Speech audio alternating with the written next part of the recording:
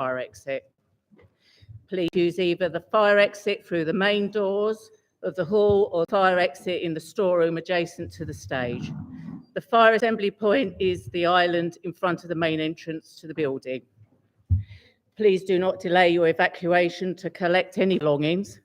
Please do not return to the building until given permission to do so by council staff. Please note that the meeting will be live streamed today. Please switch off mobiles or turn them to silent. Please note that toilet and hand washing facilities are in the foyer area. Members of the public, there is water for those of you that would like to have some refreshment. While you can, of course, film or take photographs during this meeting, please note that this should be done without disruption to the meeting and can only be done from seats that have been reserved for this purpose. Can I please therefore ask you to raise your hand clearly in the air if you wish to take photographs or film this evening? And I believe there's nobody that would like to today. Thank you. I will now ask officers to assist in seating you in the front of... What have I done? So just basically. Right, okay, sorry. Excuse me, everybody. Members and members of the public, please be upstanding to receive the chairman, Reverend Kim Lepley, and the Deputy Chief Executive. Thank you.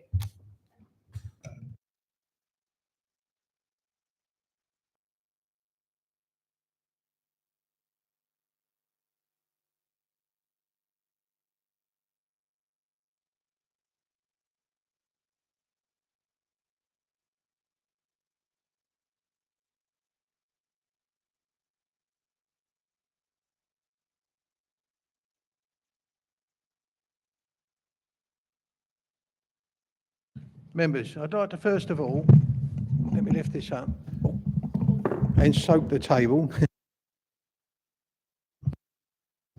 I'd like to first of all introduce my chaplain, Reverend Kim Lepley.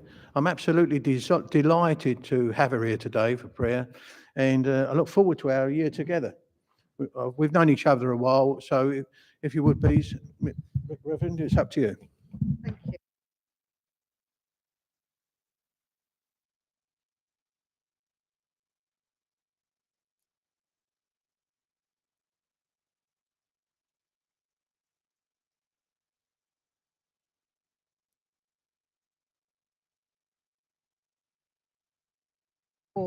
Every evening, whether you like it or not, you will be prayed for. So I'm going to begin this meeting by saying a prayer for you all and for each other.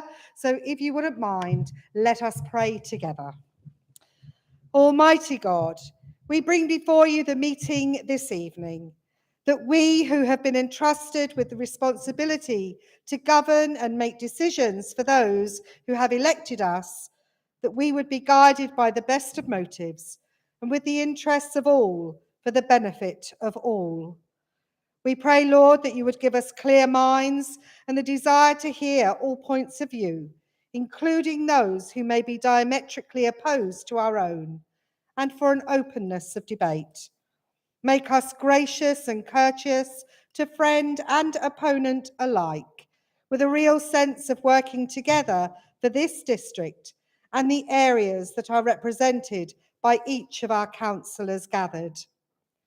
At the same time, Lord, we commend for your blessing the work of all the employees of Rochford District Council, who maintain, implement, and make possible the words that are debated, discussed, and formed into policy. This we pray in Jesus' name. Amen. If you know the words and would like to join in, I invite you now to share with me the prayer that Jesus taught us, the words of the family prayer. Our Father, which art in heaven, hallowed be thy name. Thy kingdom come, thy will be done in earth as it is in heaven. Give us this day our daily bread, and forgive us our trespasses, as we forgive them that trespass against us.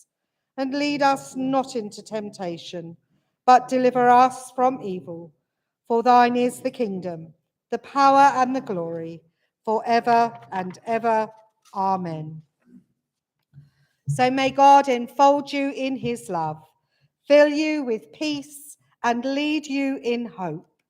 And the blessing of God Almighty, the Father, the Son, and the Holy Spirit be with you and all whom you love this night and forevermore. Amen. I pray for a peaceful and fruitful meeting for you all. Thank you. Reverend, do you want to stay for the meeting? I'm afraid I have to be at Holy Trinity, so I'm going to bid you shucks. farewell. Thanks. Lovely to be with you. Take See care. you. God bless you. Sit there. Yes, see you Thanks. soon. Don't worry about that. I can deal with that. We'll just sit. It's all set, so don't worry about it. I'm all right. Don't worry.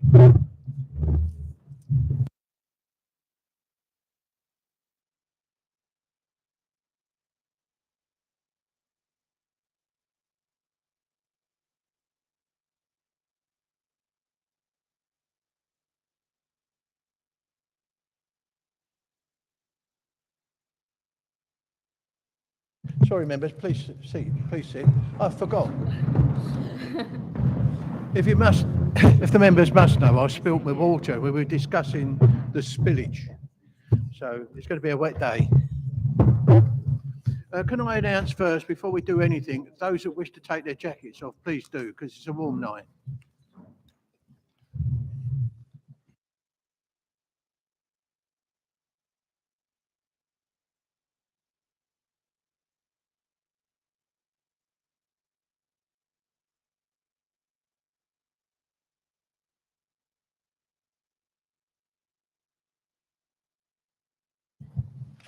All down here as well. Right, members, just a formality. Welcome to this meeting at Rochford District Council's full council. Members, voting will be done on a show of hands in line with the Constitution. I will ask for a show of hands for and then against recommendations and then for abstaining.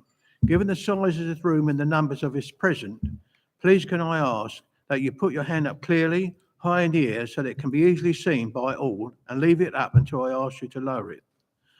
The normal rules of debate apply. No member should speak for longer than 5 minutes. And can I please ask you not to repeat anything previously said? All those indicating to speak will be given an opportunity to speak once.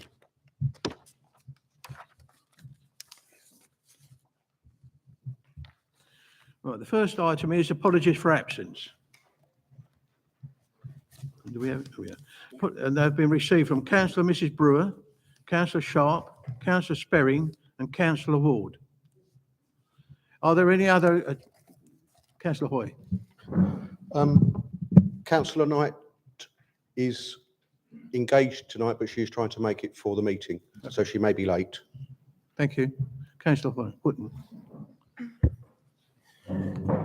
Thank you, Mr. Chairman. Councillor Carter, but I would also like to add that Councillor Ward particularly asked that the following note be noted for the minutes. And he said, just to confirm in writing, I will not be able to attend the meeting this evening due to its unscheduled nature. I would like my apologies given and the reason noted in the minutes being as stated above, as I had other arrangements made prior to this change. Thank you, Mr. Chairman. Thank you, Mr. Wootton.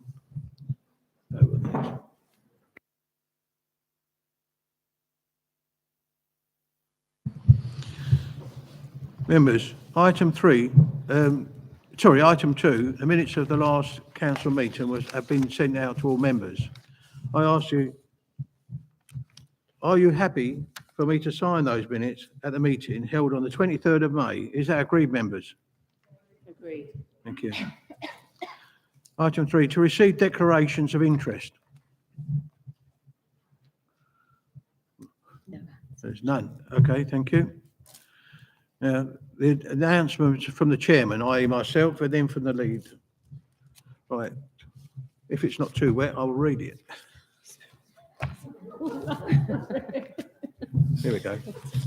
I might have to jump a few lines. Right. Good evening, members. Right. I have the privilege as chairman in representing this district council at the following. On Sunday, the 4th of June, I attended the Holy Trinity Church Rayleigh to start and witness the second Rayleigh Scouts pulling a 10-ton lorry along the car park for a fundraising event. They did very well. It's a good job they kept the engine running. Monday, the 5th of June, I attended and opened Beauty and Aesthetics by Karina in West Street, Rochford. And no, I did not get a manicure, okay? On the same day, our Vice Chairman attended the grand opening of Bianca's Boutique, Rayleigh Lanes in Rayleigh. Sunday, the 11th of June, I attended the Rayleigh Trinity Fair after being greeted by the Rayleigh Town Chairman, Councillor Danielle Belton. I enjoyed the tour of the town and its events with the Deputy Lord Lieutenant. Tuesday, 13th of June, I attended the Army Reserve Centre, Brentwood, regarding Reserve Forces training. A very enlightening and friendly evening. I didn't get any curry. There's a joke to that one. Yeah. The same day, the Vice Chairman attended the Metro Bank South End networking for the launch of the South End Mayor's Charity. Wednesday, the 14th of June, I attended the Cliffs Pavilion South End for the South East Essex Schools Music Association. An excellent evening, impressive to see how many young pupils can sing and display their music. Saturday, the 17th of June, the Vice Chairman attended Rayleigh High Street for the Guide Dogs South End Flag Day. Monday, the 19th of June, the Vice Chairman attended St Saviour's Church for the South End Mayor's Civic Service. Thank you, members. I think that's it. Yep. That was scarf down it.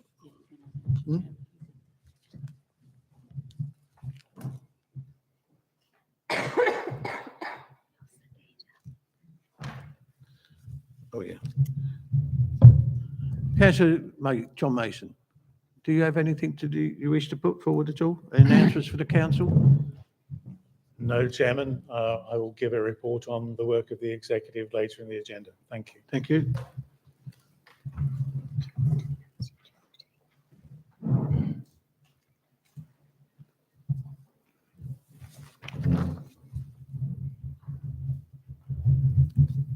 Oh, that's what I could do, yeah. Okay. All right. Sorry about that. I've got the hearing aid on this side, not that side. Right, okay. Right, so the next item I wish to just to bring forward to is the launch of my charity. I've chosen as the chairman's charity an organisation called SCAFT, SCAFT, and it's supporting young carers and families. And basically, I learnt that there are quite a considerable number of young people in this district who have a responsibility looking after their families, and they do that before they go to school and when they come home. So you can imagine their lifestyle is rather limited. So SCAFT helped to support this item for the children. It's all about the young children. So some of the things they do is they support children, young people from 6 to 18 and their families. They have fortnightly group meetings with a range of activities. They have an opportunity to meet other children, young people in similar circumstances who understand the challenges. They raise fun and activities outings in school holidays for the children, and they have one-to-one support in primary and secondary schools. There's no doubt this is a very well organised group, and I've spoken to them a number of times. And so in that case, I've decided to make that as the chairman's charity, and I hope it all goes well. Thank you for that. So far, a lot of people have shown a lot of support, and I'm really grateful for that. Right. Right, agenda item 5, minutes of executive committee meetings held between the period of the 1st of February 2023 to the 14th of June 2023. Are all those noted, members? Thank you. Item 6. Agenda item 6, report on urgency decisions. There are none, members. Item 7, appointment of the representatives to outside bodies and other forums. I will invite the council's monitoring officer, Ms Emily Mule, to introduce these items. 14 on the appointment. Oh, okay. So item 7 then. The appointments of representatives to outside bodies for 2023 and 2024. Thank you, Chairman, and good evening, members. Members, you've probably already heard the delightful cough that I've got at the moment, so I am hoping that my voice will hold out this evening, because I fear you may be hearing from me rather a lot during this evening's proceedings. I'm very pleased to present this report to Council, which was deferred from the annual Council meeting. Firstly, members, I would like to draw your attention to the tabled paper in front of you this evening, which is an updated Addendum 1. The Conservative group leader has notified me that his group has withdrawn a number of nominations from bodies where there were more nominations than places, in the spirit of collaboration and to streamline the voting process this evening. The updated addendum reflects those withdrawals. Chairman, could I just check that all members do have a copy of this additional paper? Fantastic. There remains 2 outside organisations where there are more nominations than places. Therefore, Chairman, with your agreement, I would like to deal with those first before we move to the recommendations contained in the report. And members, I will guide you through this voting process because it is going to be quite complex. We're going to take each seat in turn and there will be multiple rounds of voting so that we can observe Council Procedure Rule 12.6, which requires us to vote in rounds, eliminating the lowest candidate each time. Hopefully that will make sense as we go through. The first outside body is the London Southend Airport Consultative Committee, which is on page 7.13 of your agenda pack. There are 3 available places and 4 councillors nominated, and those nominees are Councillor J.N. Gooding, Councillor M. Hoy, Councillor R.C.D. Linden and Councillor S.E. Wootton. Chairman, I will be taking the voting in rounds as set out in my advisory note to all councillors, which was sent out before the annual council meeting. So accordingly, we will start by voting to the first of the available 3 seats. Chairman, if I could ask you to conduct the vote, you will need to call out each of the names of the 4 nominated councillors in turn.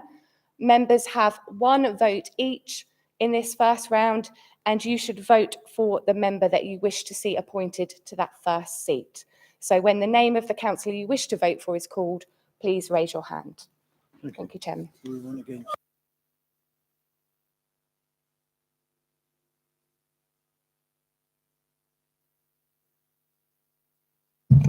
Right, members then, so it's just a vote for. So the first one I have is the London Southend Airport Consultative Committee, and the names come to mention. The first one, I would ask you to raise your hands if you're in favour, and only for Councillor J.N. Gooding. Could all those members who are in favour of that please raise their hand?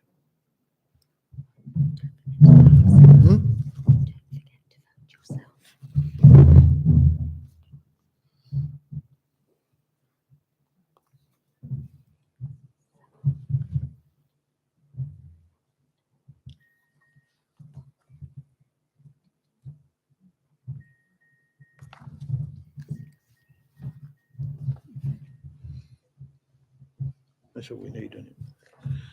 Okay, the next individual is Councillor Michael Hoy. All those in favour?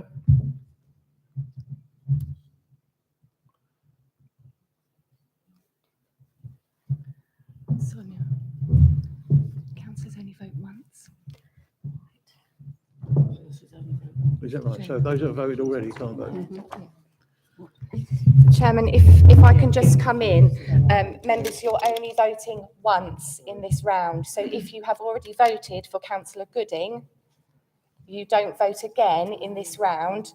You'll have an opportunity to vote for the other councillors, if you wish to, in further rounds of voting. So do we need to go through that again? Should I go through that again? I think, members, in view of what's been said, shall we recommence again so that you all understand how you're voting?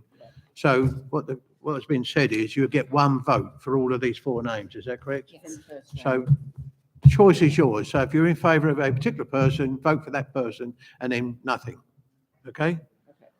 Councillor Septo. Just raise a point of order, please.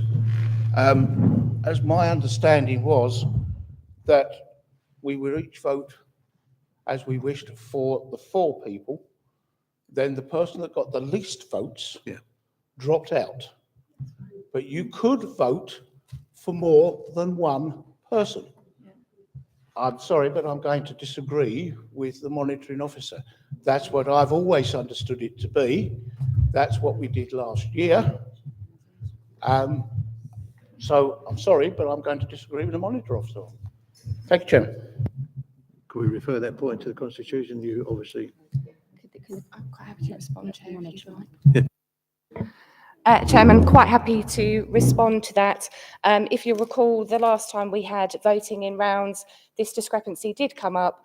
Therefore, we have been at pains, and I've interpreted the Constitution, and to comply with Rule 12.6, we do need to take it in rounds. It's one vote per round, and the only way to do that where there are multiple seats is to have multiple votes, one for each seat. And that is my determination in terms of the correct application of the Constitution.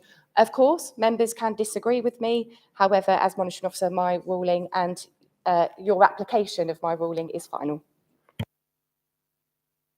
Then members, Councillor Miss Shaw. Sorry, Emily, I've just looked at the Constitution on 416, 17.6. If there are more than 2 people nominated for any position to be filled, and there is not a clear majority of votes in favour of one person, then the name of the person will be the least number of votes will be taken off the list and a new vote taken. The process will continue until there is a majority of votes for one person. So it does mean we can all have one, we all can vote for everyone. And no, we've all got the votes, surely. That's not what it says in the Constitution, what I've just read. I'd like clarification, please. Chairman, if you're happy, I'll respond to that. That's exactly what the Constitution says, but we need to work on the principle of one vote per councillor, and the Constitution only deals with the situation where only one seat is being contested. So here we are applying the rules as best we can to a situation where there are multiple seats being contested. So I appreciate members, this isn't perfect. The Constitution doesn't deal with this. Exactly, it's going to be a job for the Constitution Working Group to look at, but that is my interpretation of the rules, Chairman, and that's the way that I intend to run the vote. Members, if you are entirely in disagreement Point of order, if I with may, that Chairman. ruling, The Sorry. officer is speaking. Could you please wait and take your seat, please? Point of order, Chairman. What is your point of order? Again, just checking, the first person named, if what gets the lowest vote of those that vote, does that mean that person drops out and the other 3 automatically? Right, so we go through all the votes, voting once in total. Thank you. Well, I think.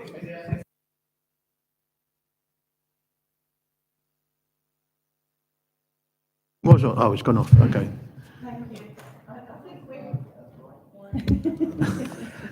Thank you, Mr. Chairman. I think we've had a lot of discussions over this, and this was well circulated before the meeting. And I think we ought to accept what the monitoring officer has said and get on with the vote. So, and I'm sure that's what you're going to say, Mr. Chairman. Thank you, Councillor. I'm going to accept the ruling of our officer, and we're going to continue as said. So we're going to start from the beginning. We're going to do it all again, so you understand fully. You get one vote. So be careful where you go. So we'll go back to the big. For this round, yes, I understand that. So, right, Councillor, the vote is for all those in favour of Councillor J.N. Gooding. All those in favour.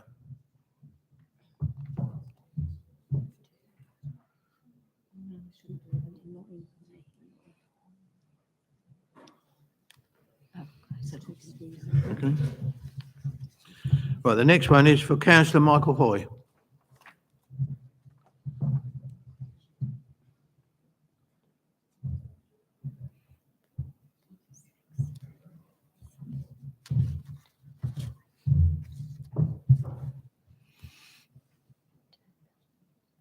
Thank you, members. Yep. Councillor R.C.D. Linden.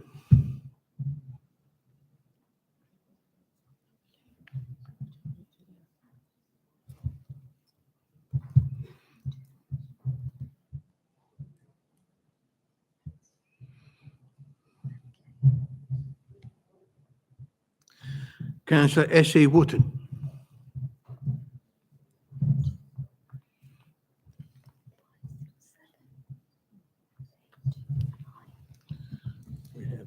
I just do them two again. No. Well, I'm saying. Not everyone's voted.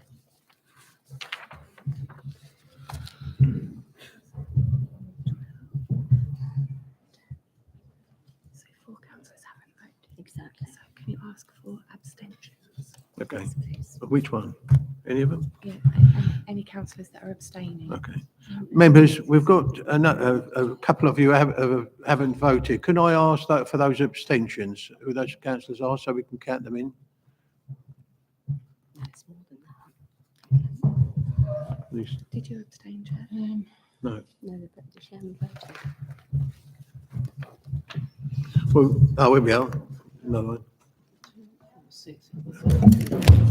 Chairman, I hate to say, it, I don't think I saw you vote. You could be one of the abstentions. Did you not want to cast a vote, Chair? Mhm. Did you not want to vote? I did, I voted for Gooding. Could we check the vote for councillor Gooding, because I'm not sure that the chair's vote was counted. Members, we've got a sort of a recount, if you will, please. I'd like to ask you again, if you could show me your hands for councillor J.N. Gooding. Could you raise your hands again? Councillor Linden's indicating. Councillor Linden. Thank you, Chairman. If it's not too late on this occasion, could I actually withdraw my position from this vote, which will allow then the 3 people to go through? I'm doing it. I'm not. So we've done that then. So, would you like me to explain what's happened? Uh, Shall I advise the council? As a withdrawal, we've got 3 members. Okay. The members, as a result of that withdrawal, we have the 3 members that we're looking for. Please, it's Councillor Linden's decision, and you must leave him to it. So we've got the 3 members that were required for the 3 seats. I see no point in continuing with this. Do you want me to read this out? No. Okay. Thank you. Thank you, members. We'll go on to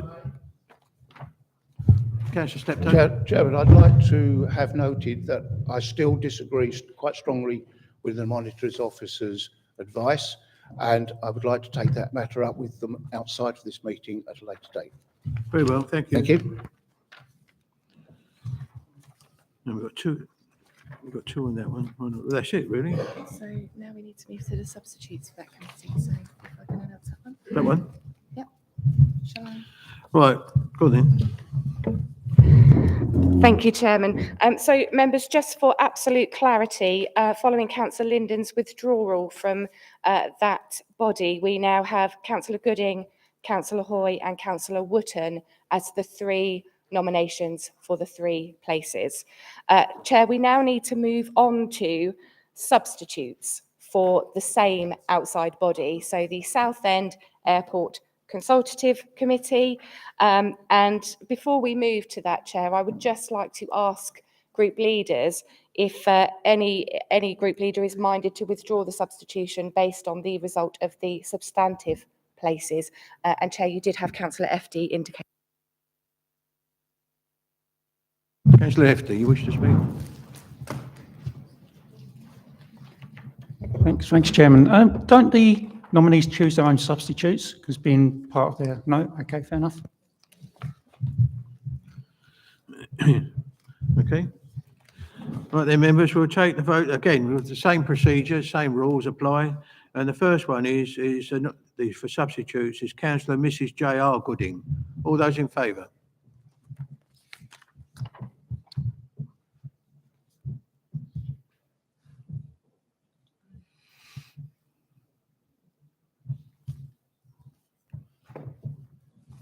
Okay.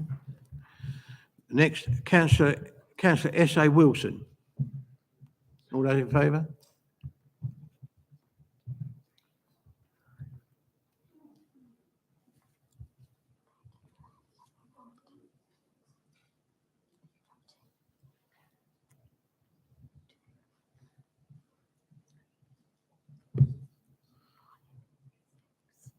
Okay. Thank you, members. Next is councillor A.G. Cross. All in favour?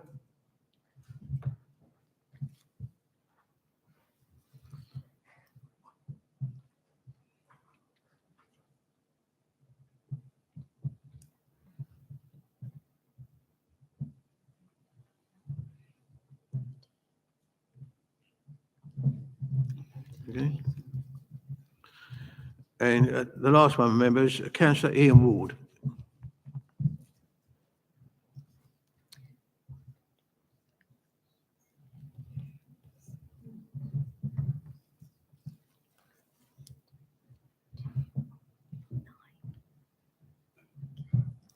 Thank you, members.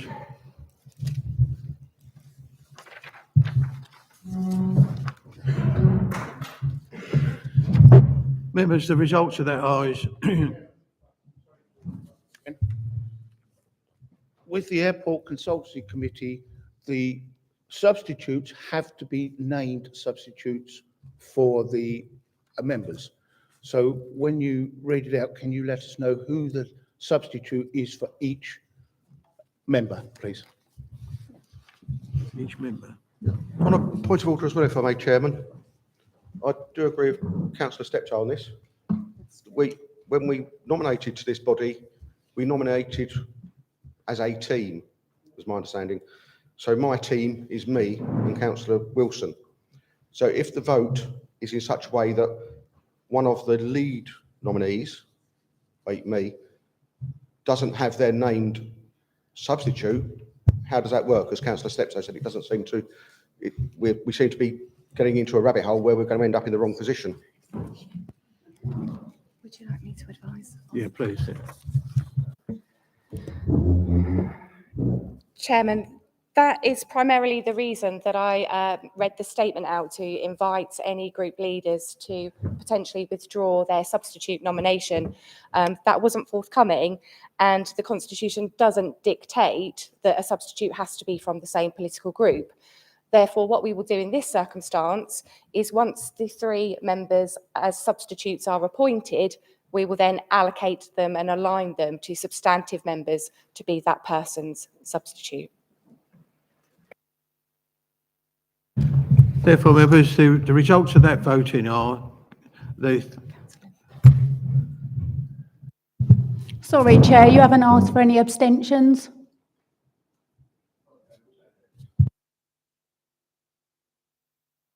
any abstentions? And can I have that as a recorded abstention, please? Very well.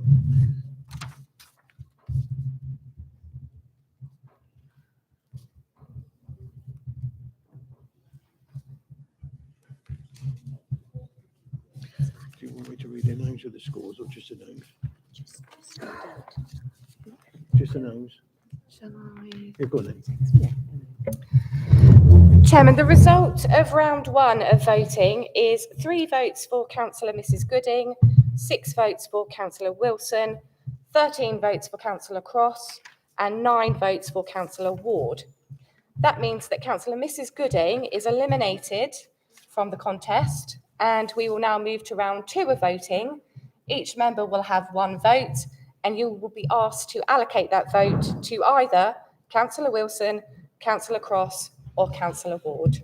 Point of order. If there's 3 substitutes, we have Point of order, Mr. Chairman. Mr. Chairman, as there is only 3 left for 3 places, I don't see why we're taking up the councillor's time by carrying on voting for this subject. Well, I'm advised that we should still take the vote. Is that correct? So we're going to follow procedure. I know it sounds long-winded, but we're going to follow the notes. Councillor Belton. I'm really Sorry. sorry because I know this has been going on, but as I understood it and would make much more sense is the person with the most votes goes through, Yes. not the person with the least votes drops out. It doesn't make sense. No, if to I me. understand it and it was explained that what we're doing is because we've got too many, we will vote and eliminate one and then go on to the 3. Right. That's explained right, wasn't it? Well, we can, members, we've been advised by our officer and we're going to follow the advice. So we're going to take the vote for those three. I know Sorry, on a you, point of order, Chairman, can I just ask what the purpose of this vote is for? If I, through you to the monitoring officer, we have 3 members. One has dropped out, as you've said. There are 3 members. We only need 3, so why are we continuing? I really want to understand that. Otherwise, I mean, I'll be abstaining otherwise. Chairman, if I may, I will read you Council Procedural 17.6. I apologise, I said 12 earlier. Voting on appointments, and this is the only provision in the Constitution for voting on appointments. If there are more than 2 people nominated for any position to be filled and there is not a clear majority of votes in favour of one person, then the name of the person with the least number of votes will be taken off the list and a new vote taken. The process will continue until there is a majority of votes for one person. So that is the rule that we are following. yeah, but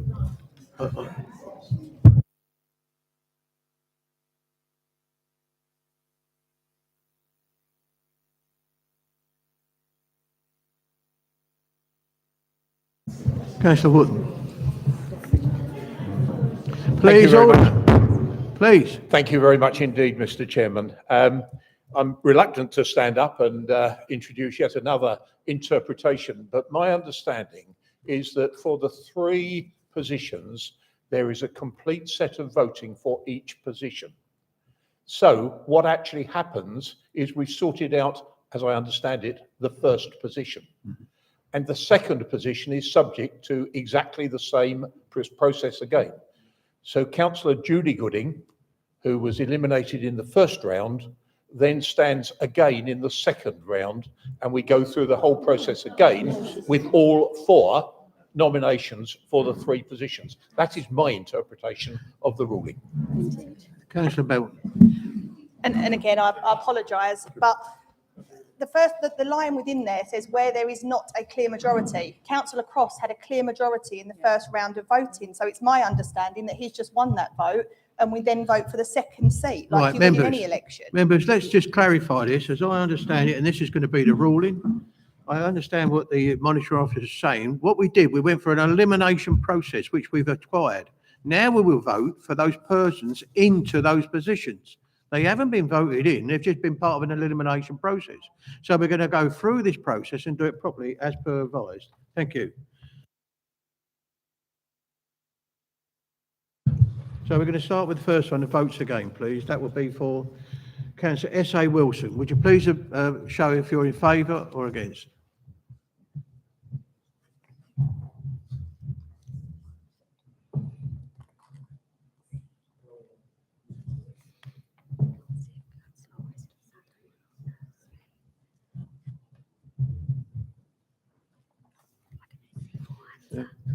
Thank you, members. Next, was it Mrs. A.G. Cross? All those in favour? Oh, blimey, all gone up this one.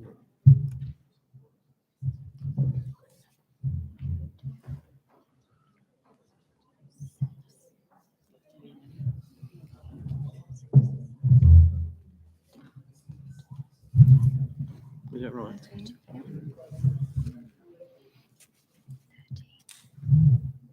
Thank you, members. And Councillor Ward.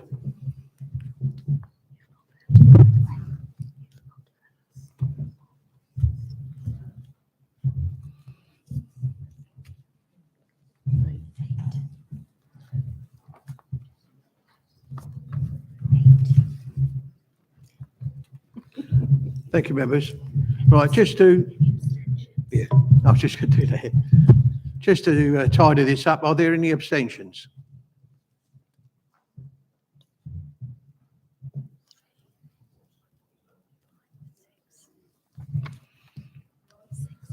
Thank you, members.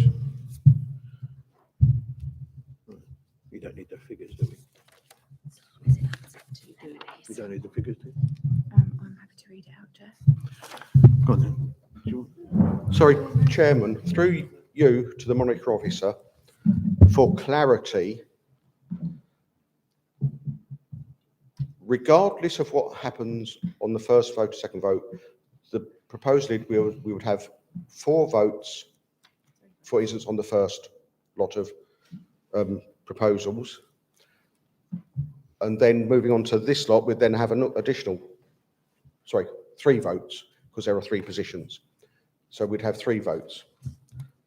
Then there'll be 3 votes on the next one regardless, and then the most, and then we go through it again. On that basis, I would propose, because I believe there are a large number of members who did not understand the original vote for the original nominees, that we go through the process again from the beginning. Councillor Hoy, if you remember, I was very firm when I said we did an elimination on the first vote and we had to elect each member on officially on the next vote, which is precisely what we did. With respect, And that's Chairman, good- it wasn't clear to Councillor me. Hoy, that's going to stand, and that's the end of it.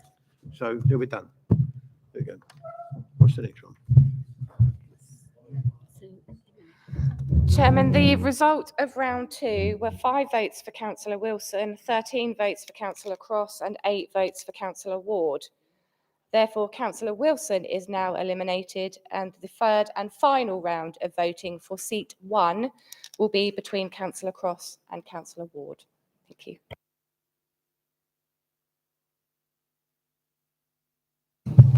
Members?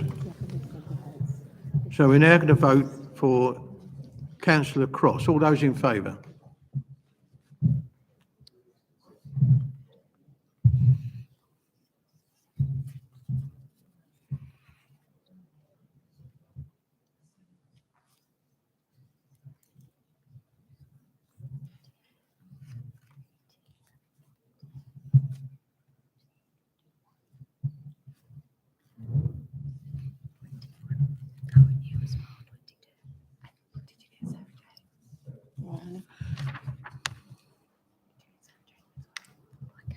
Okay.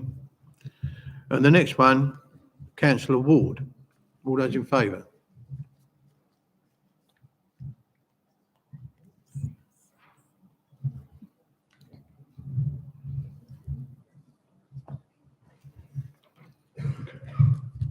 Thank you, Brett. Members?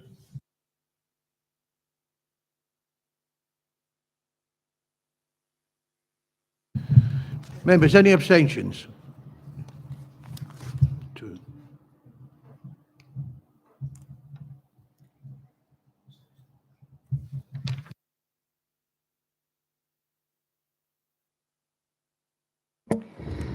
Chairman, the result of round 3 is 22 votes for Councillor Cross, 8 votes for Councillor Ward.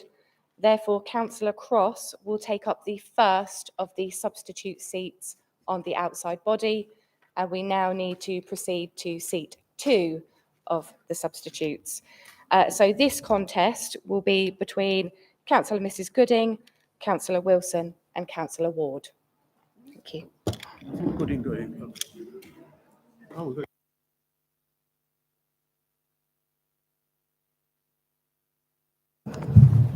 Members, we're going to take another vote again. So all those in favour of Councillor Mrs Gooding?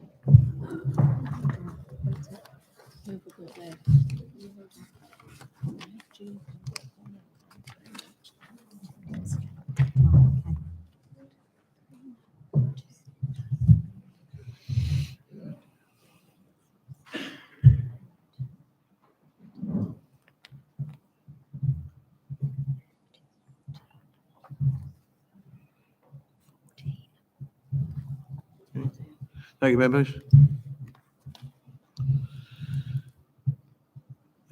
Who's the next one, Ross? Councillor Wilson. Right. Oh, we're going through that, right, okay. Right, next one is Councillor S.A. Wilson. Members?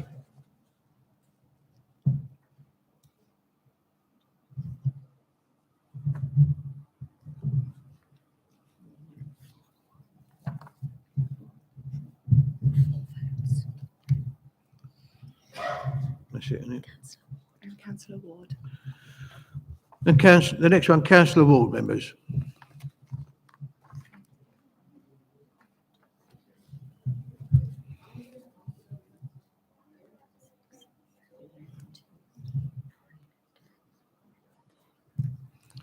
Thank you, members.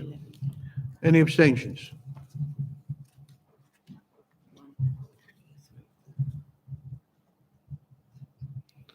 Thank you, Brendan. Thank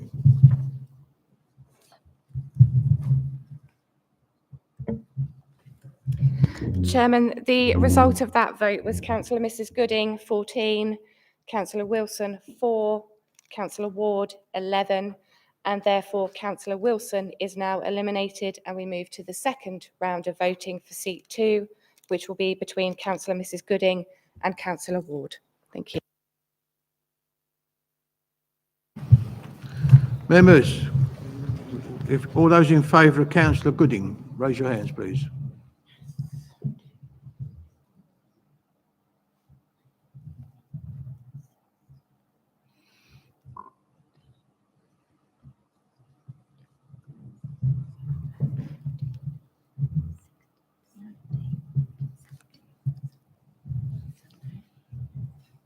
Then Councillor Ward. Thank you, members. The next one is Councillor Ward.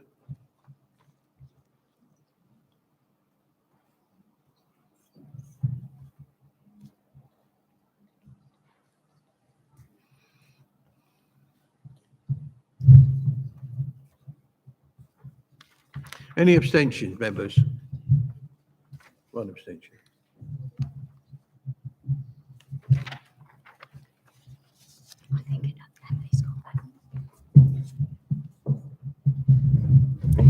Chairman, the result of that vote was 17 votes for Councillor Mrs Gooding, 14 votes for Councillor Ward. So Councillor Mrs Gooding takes the second substitute seat on that body. And then, members, we do need to move to a final round of voting for seat 3. But you'll be very pleased to hear this will only be a single round because there are only 2 councillors left in the contest, and it will be between Councillor Wilson and Councillor Ward. Okay, members. Right. All those in favour of Councillor Wilson?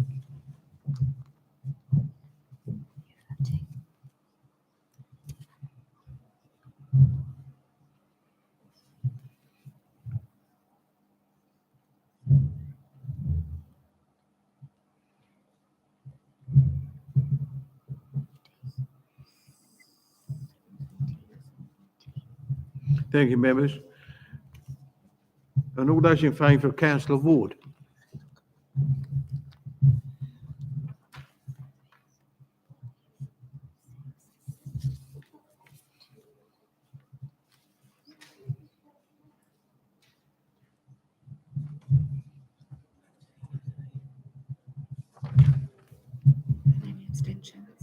Any abstentions, members? 2.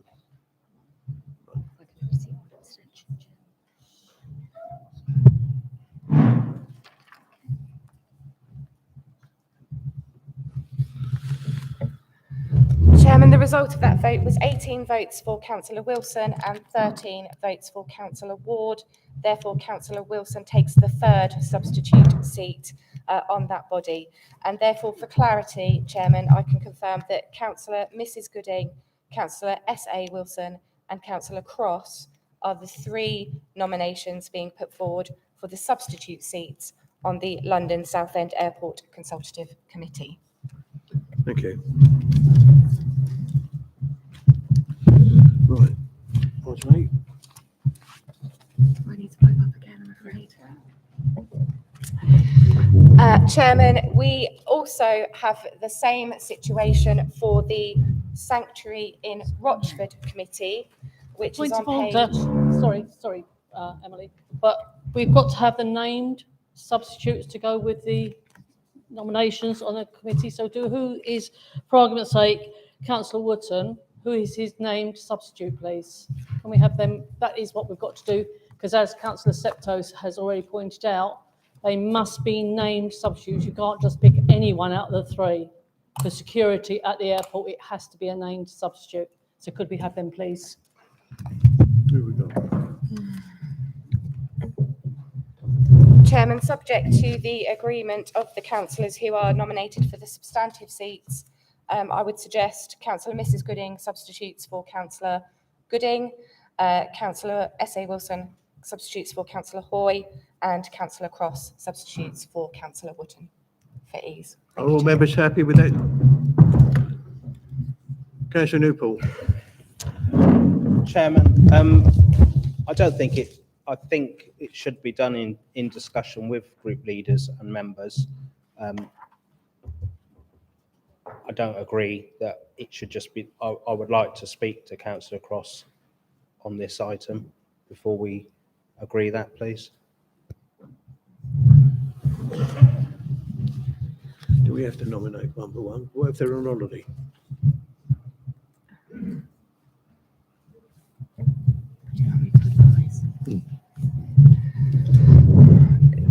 Chairman, I entirely take on board the point that members have made around having a named substitute, particularly for the issue around security. What I would suggest, Chairman, is for the purposes of the council's constitution, if you're able to appoint 3 substantive members and 3 substitutes, we can then agree outside of the meeting between those that are appointed who is substituting for who, so that when those nominations go forward to that body, we have absolutely clarity about who is the named substitute, and it will only be the person that has been allocated as the substitute for that substantive member. Chairman, if members are in agreement with that process. Members, are you in agree with that process? Agreed. Thank you. Right. Item 8 there. Yeah, please. Yeah. So, Chairman, unfortunately, I'm afraid that we need to do the same process for the Sanctuary in Rochford Committee, which is on page 7.14 of your agenda pack. And again, there are 3 available places and 4 appointments. Sorry. Oh, down there, sorry. Councillor Mrs. Mason. Thank you, Chair.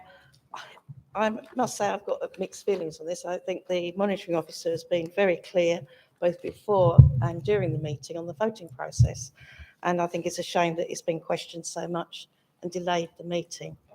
However, I am going to withdraw because I don't want this meeting to be delayed any further. So I will withdraw from the Sanctuary, which gives us a straight 3 for 3. Thank you. Thank you, Councillor Mason. Happy with it? Councillor Woodman. Mr. Chairman, I certainly withdrew 2 of our members in a spirit of collaboration. I would certainly like to publicly commend Councillor Richard Linden and Councillor Mrs. Christine Mason in a spirit of moving this along for doing exactly the same thing. Thank you very much indeed. I'm grateful for that, Councillor Woodman. Councillor Mason. Chairman, in reciprocation and thanks to Councillor Wootton and the whole of the Conservative group, thank you for your prior withdrawals, which created at least a sense of propriety around the whole thing and dignity. Thank you. Thank you, members. You want to carry on? Thank you, Chairman. So again, just for clarity, there are now only 3 nominations to the Sanctuary in Rochford Committee. They are Councillor L.J. Newport, Councillor Mrs. L. Shaw, and Councillor S.A. Wilson. Members, thank you very much for your patience and for sticking with that voting process. Now that all of the nominations are finalised, the recommendations 1 to 8 on pages 7.1 and 7.2 of the agenda can be voted on as published. Chairman, please could you seek a proposer and a seconder for those recommendations and proceed to the vote if there are no comments or questions. Thank you. Do I have a proposer for the item? Councillor Mrs. Mason? I'm more than happy to propose the item. Thank you. Thank you. Do I have a seconder? Councillor More than happy to second, Mr. Chairman. Thank you, Councillor. Is this one?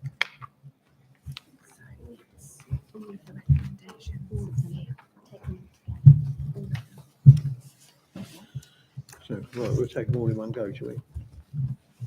Members, in this situation, we've got a number of recommendations. Are you happy that we vote for them all in one block? All those in favour? All those against? Oh, you're going to count? Are you going to vote? We're doing the vote, yeah. Are you voting? Oh, sorry. Are you in favour?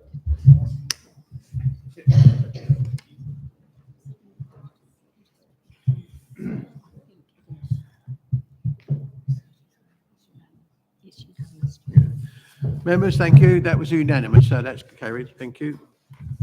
So we're now on to item 10. There's so many bits of paper here. Oh, sorry. Right, I'm jumping ahead. Right, item 8, agenda item 8, appointment of the Constitution Working Group. I will ask the monitoring officer, Mrs. Emily Yule, to introduce a report. Chairman, I am delighted to introduce this report, which seeks the Council's approval to appoint a politically representative Constitution Working Group of 6 members and to agree the terms of reference for the working group as set out in the report. This working group is not subject to the political proportionality rules. Therefore, I am recommending that all political groups are allocated 1 seat to ensure that every group has a voice. This will also ensure that the working group is of a size that works in practice, given the frequency of the meetings and consistency of attendance that will be required. If the recommendation is approved, group leaders will be invited to appoint to their designated place. Chairman, the report includes an indicative timetable for the working group at paragraph 3.9. I would like to emphasise that these are long stop dates and that recommendations from the working group and progress updates may be brought to the full council earlier as necessary. Members, I cannot stress enough that this will be an intensive piece of work for the working group, but the dates are entirely achievable, provided that all members of the working group commit to regular, and by that I mean at least monthly, meetings, and to completing work outside of those meetings. Chairman, I'm very happy to take any questions and would ask for a proposer and a seconder for the recommendations. Thank you. Are there any questions? Councillor Newport.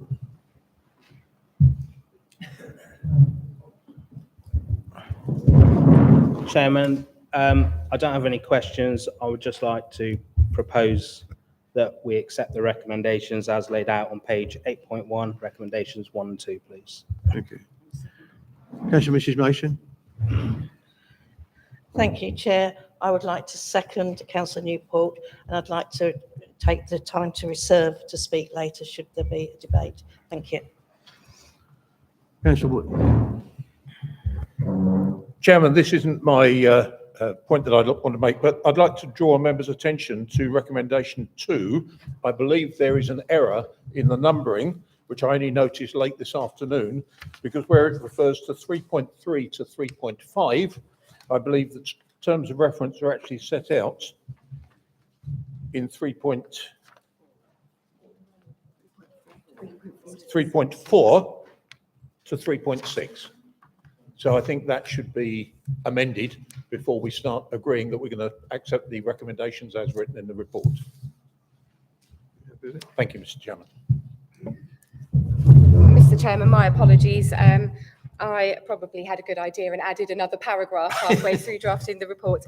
If the proposer and seconder are happy to note that correction, then that's no problem. Councillor Newport. Yeah, happy to accept that amendment. Councillor Mrs. Mason. Yes, of course. Thank you very much. Is there anybody got any questions or views or comments? No? In that case, then we might as well go through. Oh, I'm sorry, Miss Councillor Constable. Thank you, Mr. Chairman. I've read through the report and it says there's no financial implications to the council. Well, surely there's going to be additional officers involved within this process for the Constitution as and when it's working. And there's no reference on this report to actually costs. And I would like to see something brought to this council on what those costs would be and what the likely cost is over the 5 years, because there's nothing substantive on this. And this is something that the Constitution or the party that's going to be set up should be working for, to let the residents know what their additional costs are. Thank you.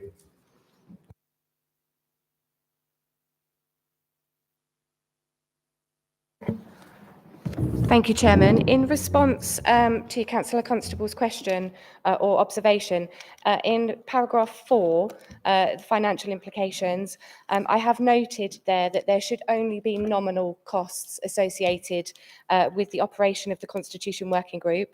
So, for example, councillor mileage claims or room hire should we not be able to use a council-owned premises, but we will very much try to do that.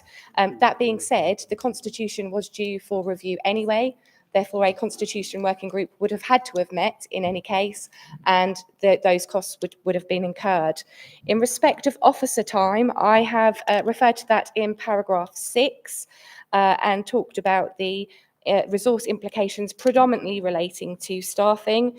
However, again, because that work would have been programmed anyway, it will have a minimal impact on the officer resource required. Chairman, if I may, just in respect of any costs associated with the new committee structure, once the Constitution Working Group does its work and makes recommendations, those costs associated with any new structure will be brought forward to the council so that you can consider it when you are determining which committee structure you want to go with. Thank you, Chair. Councillor Constable, you wish to... Mr. Chairman, that was the point I was asking, that it wasn't in there, is that when the Constitution is set up and the new committee system is working, there will be costs to this council and to all our residents, and I would like that very clearly laid out, what those additional costs are over that 5-year period, so that we can then explain this to our residents. Thank you. That point is noted, thank you. Any other? Councillor McPherson. Thank you, Chairman. Just briefly, and the officer can correct me if I'm wrong, my understanding is that the Constitution will come before full council for ratification. Thank you. Yes, that's correct. Councillor Wotton, you wish to say something? Thank you very much indeed, Mr. Chairman. I certainly welcome the report, as, irrespective of the desire to move from a cabinet model to that of a committee, there should be a formal process to regularly review and update various areas of the Constitution. There are areas of our current Constitution which are ambiguous or out of date. Updating should actually be a continuous and evolutionary process. But I was told by a previous monitoring officer that this was not feasible and it would be a bespoke and expensive piece of work to produce a new Constitution. Now it seems that advice was not correct, but I'm very happy with the current advice. Noted in 3.2 about the political proportionality, not to disenfranchise any political group, and that is absolutely right. I would also add that I think that our one unaligned councillor would make a huge and very worthwhile addition to the group, but this report does not allow for this to happen. So it is a touch contradictory in that respect. I accept that to achieve strict pro rata political balance, the working group would have to be a minimum of 11, as advised by the monitoring officer, which is both desirable and workable. Although I understand other figures have been bandied around and 17 was mentioned, and I certainly agree that that would be a ridiculously large working group. But in my view, the recommendation 1 in its current form is far too simplistic and is poor practice, as it does not recognise political proportionality in any way. And in that respect, I cannot support the recommendation as it is currently set out, albeit that I accept that the subject needs a really dedicated and an appropriately sized team.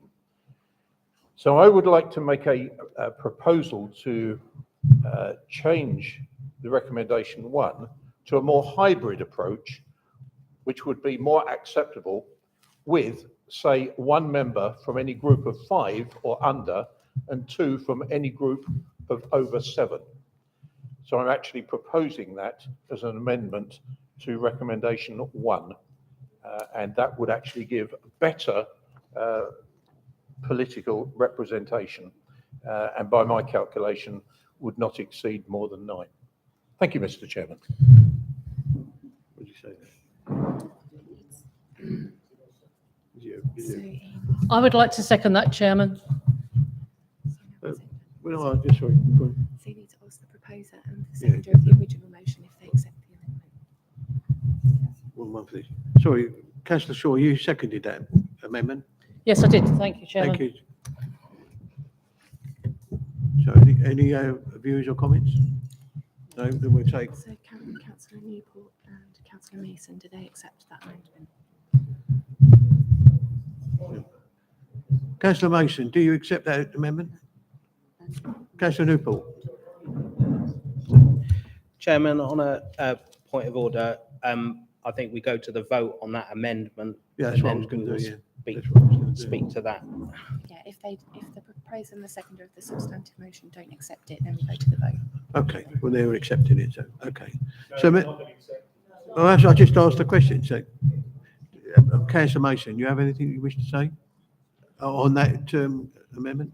Chairman, my only request is that the amendment be put. Thank you. Thank you. Right then.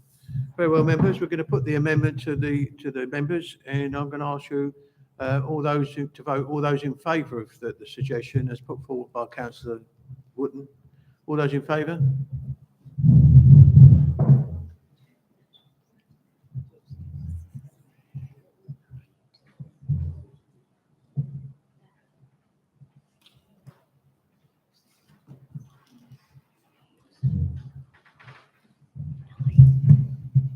Thank you, members.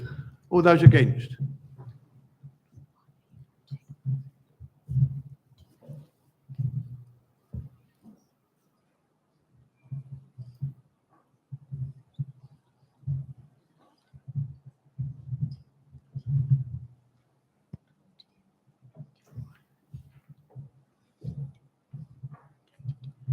Thank you, members. Any abstentions?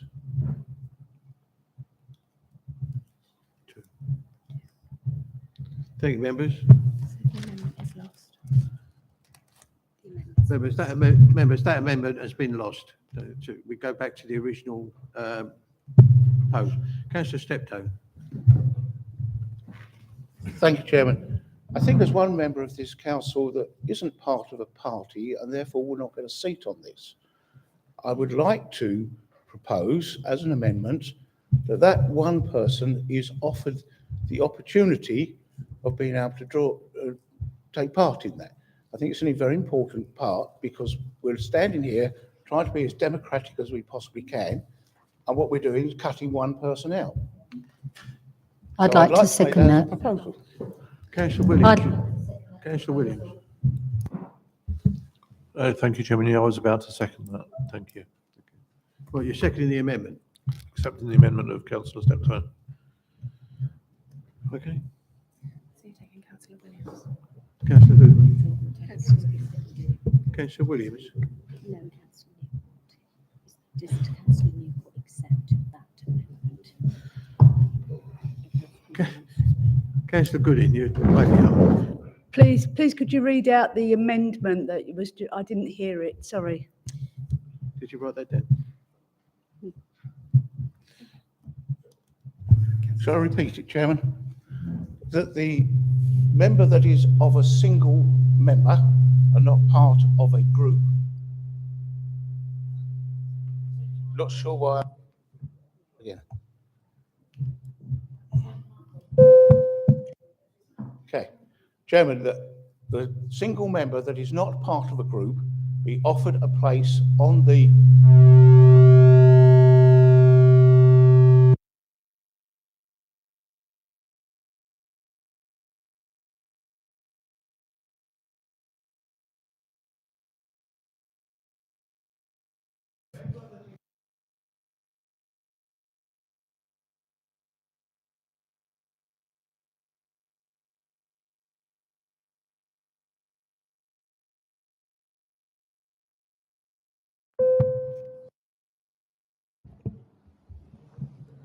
Members, did you hear what was said there? No, because of the noise.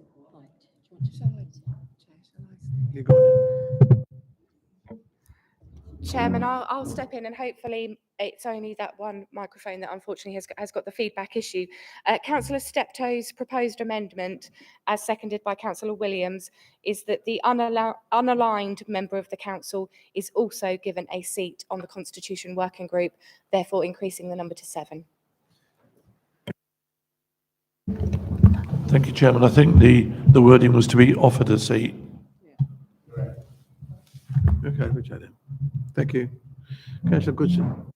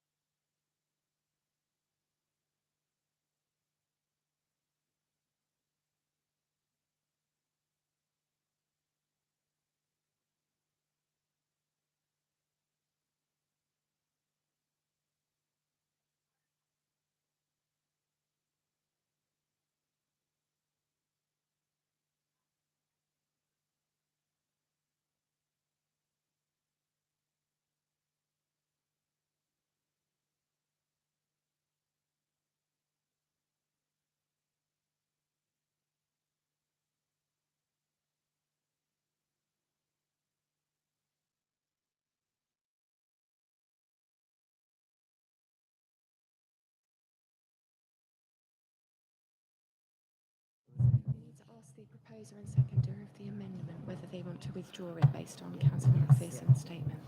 Councillor Steptoe, in view of Councillor McPherson's comments, do you wish to continue or withdraw that comment?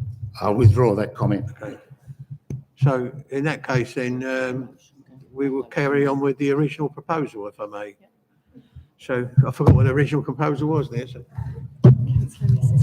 Councillor Mrs. Mason. Thank you, Chair. We do seem to be going back and forth a bit today. Yeah, I agree. I understand Councillor Wootter's concern. I don't agree with him. He knows that. We've spoken about it before. This process is a very important one. I have had the experience of working on a Constitution Working Group, and I believe at the time there were 4 of us, and it was almost oversubscribed then. It is highly detailed work. It is very difficult to play catch up if someone misses a meeting. It takes time, and it needs a commitment that I am willing to give. I won't say I'm happy about doing it, but I'm going to do it. And the larger members would cause a problem. I think the other thing that we would need to note is that this working group, although we're drawing people from different political backgrounds, is politically neutral. The whole emphasis of the Constitution is that it is fair, that it is balanced, that it doesn't favour size or political persuasion. And I'm sure that I can speak for whoever else is on that committee, that the political neutrality is what we'll be looking for, and for something that is hopefully easy to understand and operate. So I would like the support for this. It's a very important bit of work. And whilst I understand Councillor Wootter's concerns, I think it would be nice to have more consensus on this. Thank you. Thank you. Right. No, Councillor Efty.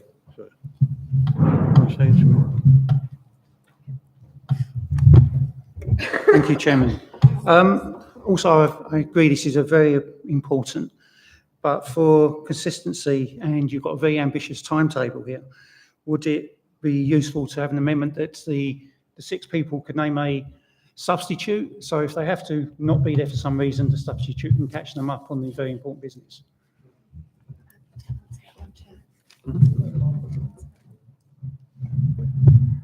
Chairman, if I could just provide an answer to that one. Whilst it's a very useful suggestion, unfortunately, our constitution prohibits the appointment of substitutes to working groups. So we're going to the original vote then, yes? So you're going to read that out? Yeah. So members, we'll go to the original proposals then, and Our officer will read that out so you understand what we're voting for. Chairman, the council is asked to vote on the following two recommendations.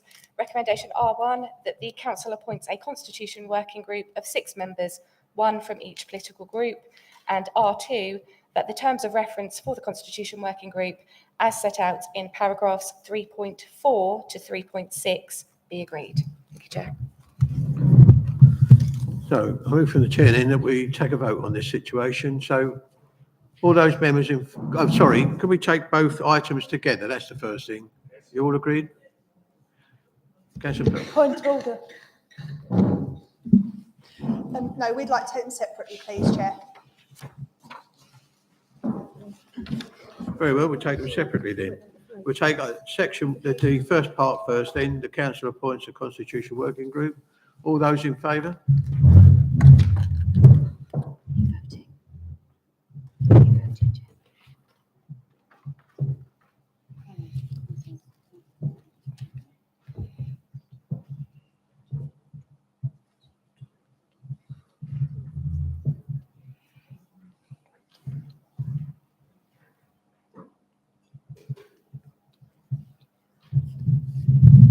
Thank you, members. All those against? Any abstentions?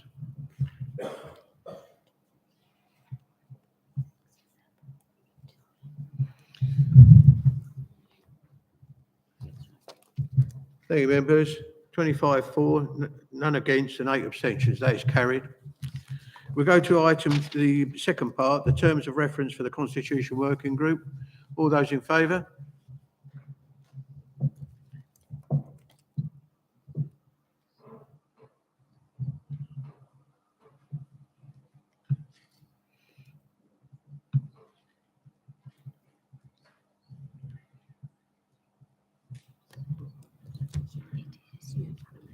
Okay.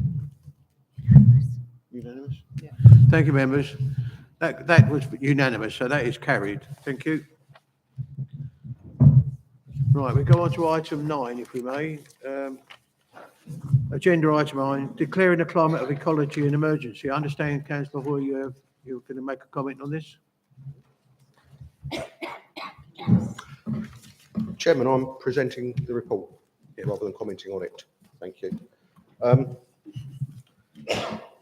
This report sets out the rationale for the council to declare a climate and ecological emergency and seeks the councillor's agreement to this declaration.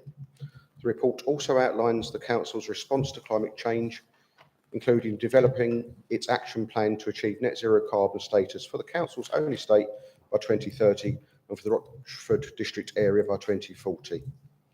To date, 393 councils in the UK have declared a climate emergency, and tonight we'll make it 394.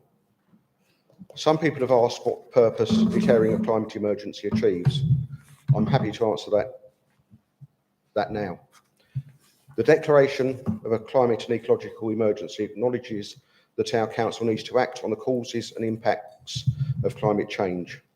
It shows our commitment to this, one of our administration's top priorities, not just for us, but also for our residents. It allows us to follow our own declared path to achieve carbon neutrality by 2030.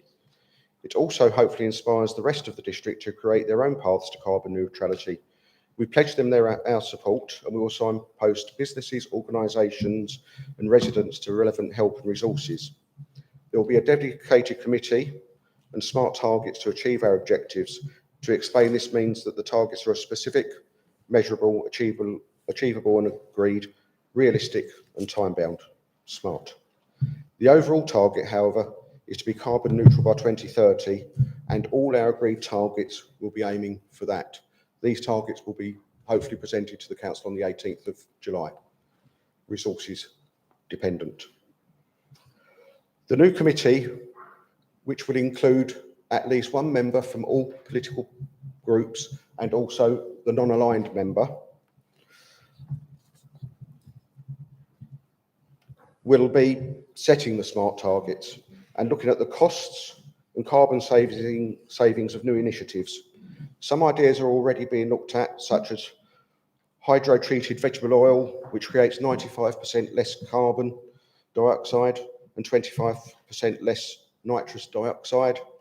We'll also be looking to a pool cover for Clements Hall, which needs the agreement of Fusion, obviously, at this point in time, which will pay back its cost inside a year through the lowering of heating costs and therefore the reduction in carbon usage. There are also opportunities to insulate our buildings and direct our residents to funding to help insulate their homes. These are just the initial ideas, and I expect the committee to contribute much more than this and to build on the initial work of the previous administration, which can be seen in this sustainability study, which we would look to use, to work with and to develop. I'll be reporting back to each full council meeting on the progress made, either via a written report or verbally. And they've just formally, I am proposing the recommendations 1 to 4 on page 9.1 of this report. Thank you. Do we have a second? Okay, so Mrs. Gooding. I'd like to second that, Chairman. As part of the previous carbon neutral working group, I have invested a lot of time in this, and I fully support what Councillor Hoy is looking to achieve for our council. Thank you. I can't see. I can't. Yeah, I can see your hand, can't see it. Sorry, Councillor, do you wish to speak? Thank you, Chairman. The report is very welcome and I fully endorse it. And I would like to put on record my thanks to all those who've been involved in its preparation. I'm particularly pleased that the report has a commitment to protecting biodiversity and enhancing biodiversity within the district. I hope this commitment will be applied to all areas of the council's work, including planning. The report highlights the IPCC report to the increased risk of flooding due to climate change, and this is particularly important within our coastal district and is a matter of urgency. At paragraph 2.11, the report recognises the role that the council plays in leading and being a catalyst for community-wide action, and I would urge all members to engage with their residents and community groups. The report states that the council will continue to lobby central government for funding and for changes to policy. I would urge that we continue to seek grants for insulating older housing stock and park home properties. Insulation is a quick and very cost-effective way of reducing energy consumption and thus reduces carbon emissions. The report presents the council with an opportunity now to integrate its climate, ecological and biodiversity targets into our new local plan, and I hope we take that into consideration. And finally, a suggestion, and it's not an amendment, but we need the widest engagement with the community if we are able to achieve our climate goals. And I would like to suggest that the District Youth Council be involved, as they will be affected by climate change long after many of us have gone. Thank you, Chairman. Thank you. Councillor Steptoe, I understand. Thank you, Chairman. I think I've cured the feedback, but hope so. Chairman, I'm a little bit confused about one or two things with this report, and I have one or two questions, if I may.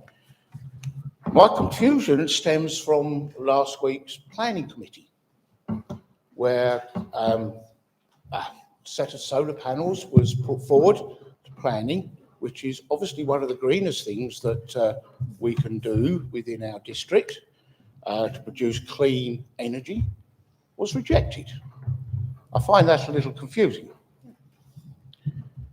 Secondly, I'd like to understand, by declaring a climate emergency, what, other than it being a political statement, difference does that actually make? Does it open the door for other grants that we wouldn't have been able to get?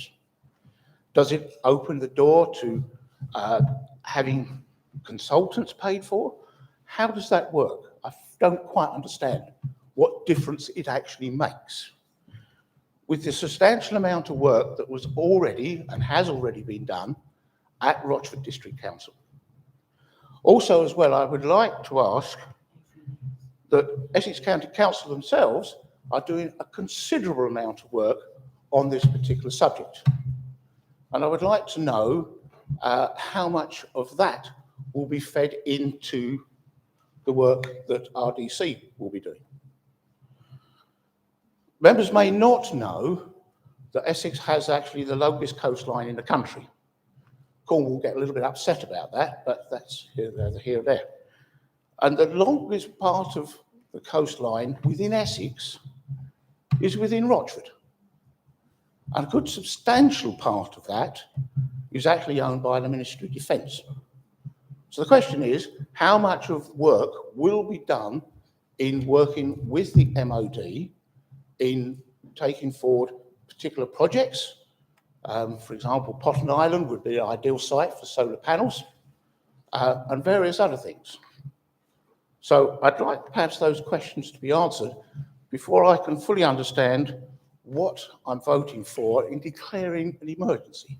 It's not clear to me, Chairman. Thank you. Councillor Milne, Councillor Hoy, do you want to come back before I go to Councillor Milne, or? Thank you, Chairman. I did mention that some people would be sceptical. I think it's in my original speech. Last week's planning committee takes place on material planning considerations, and the planning committee decided it on material planning considerations. I think that's where we leave that. Actually declaring a climate emergency will allow us greater influence over our new local plan. It means that things we put in our new local plan will have more grip, more substance. I'm just looking at Councillor Steptoe smiling. He's distracting me slightly. So greater powers, if you like, within our local plan. We have a climate emergency to back up our local plan, what we put in there. Why declaring a climate emergency matters? We go back to that again. It matters because we're actually acting on it now.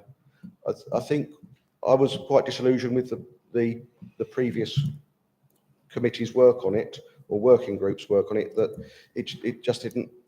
The working group didn't have the power to do much. Hopefully, this committee, which was formed by the previous executive, which we're just moving forward with, will be able to have resources aimed at it to help get things done. It's not just a question of declaring a climate emergency and we do nothing. If through that declaring that climate emergency, we're able to get more funding, we're able to direct residents to funding. I think in discussions with Mr. Houghton, we've spoken about schemes for insulating park homes, for instance, which do need insulating. There is money out there. This will allow us to investigate them, access them, and direct residents to them. It allows us to develop REBA, to make sure businesses will get their carbon score, will be able to get advice on how to lower their carbon output. This just leads us into do everything. You could say we could do this anyway, but the issue is we weren't, and this will allow us to do it. Essex, yes, I've no doubt that the committee will be working with Essex. I'm aware of the Climate Commission as you are. MOD, I hadn't thought about that, so all thoughts are welcome. And certainly it's something the committee, I'm sure, will consider, and input from Councillor Steptoe is always welcome.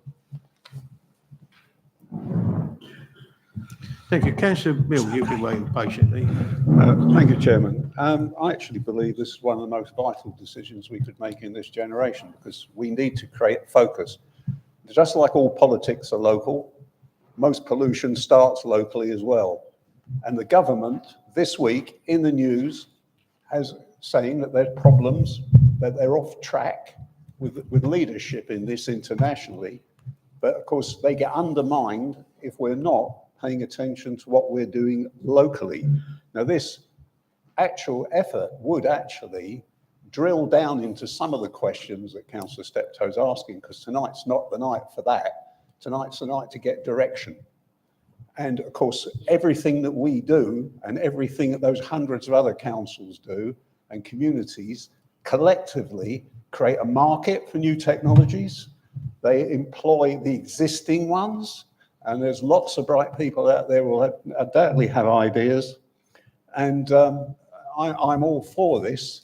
And let's take the politics out of it and just say, you know, we really need to do this. I mean, this is a hot summer. Last year was a hot one. There's could be all sorts of problems. And climate is having an emergency. So really, we really need to think about that and take some proper structured action. Thank you. Councillor Reeves. Thank you, Chair. Those who know me will know that I'm very in favour of anything green. You recall I brought the fuelling issue to council last year. The problem that I have with this actual thing, the recommendations that we have here, Councillor Milne rightly pointed out that we do need to do something. But in actual fact, if you read through recommendations, there's very little action that actually is pointed to from that. Now, if we're declaring a climate ecological emergency, yeah, fair enough. Councillor Hoy says there'd be more funding. So why haven't we got it in the recommendation there that as a result of this, we are looking for more funding? That gives us a point of action. There's no point of action in the recommendation. Recommendation 2 is to confirm the council's commitment. Well, that's confirming something we've already got. Rename the Climate and Sustainable Committee to the Climate Emergency Committee. Renaming it. What does that mean? It doesn't get us anywhere. The only one that seems to have anything remotely like a bit of action in it is recommendation 4. And I'm all for this, but the recommendations themselves, in what we are going to be asked to vote on, to my mind, and what I read on the recommendations there, have no substance. And that is something I think that we need to work on if we're going to actually vote on something that is significant and worthwhile. Thank you, Chair. Thank you. Councillor Mrs. Bell. If I can come back.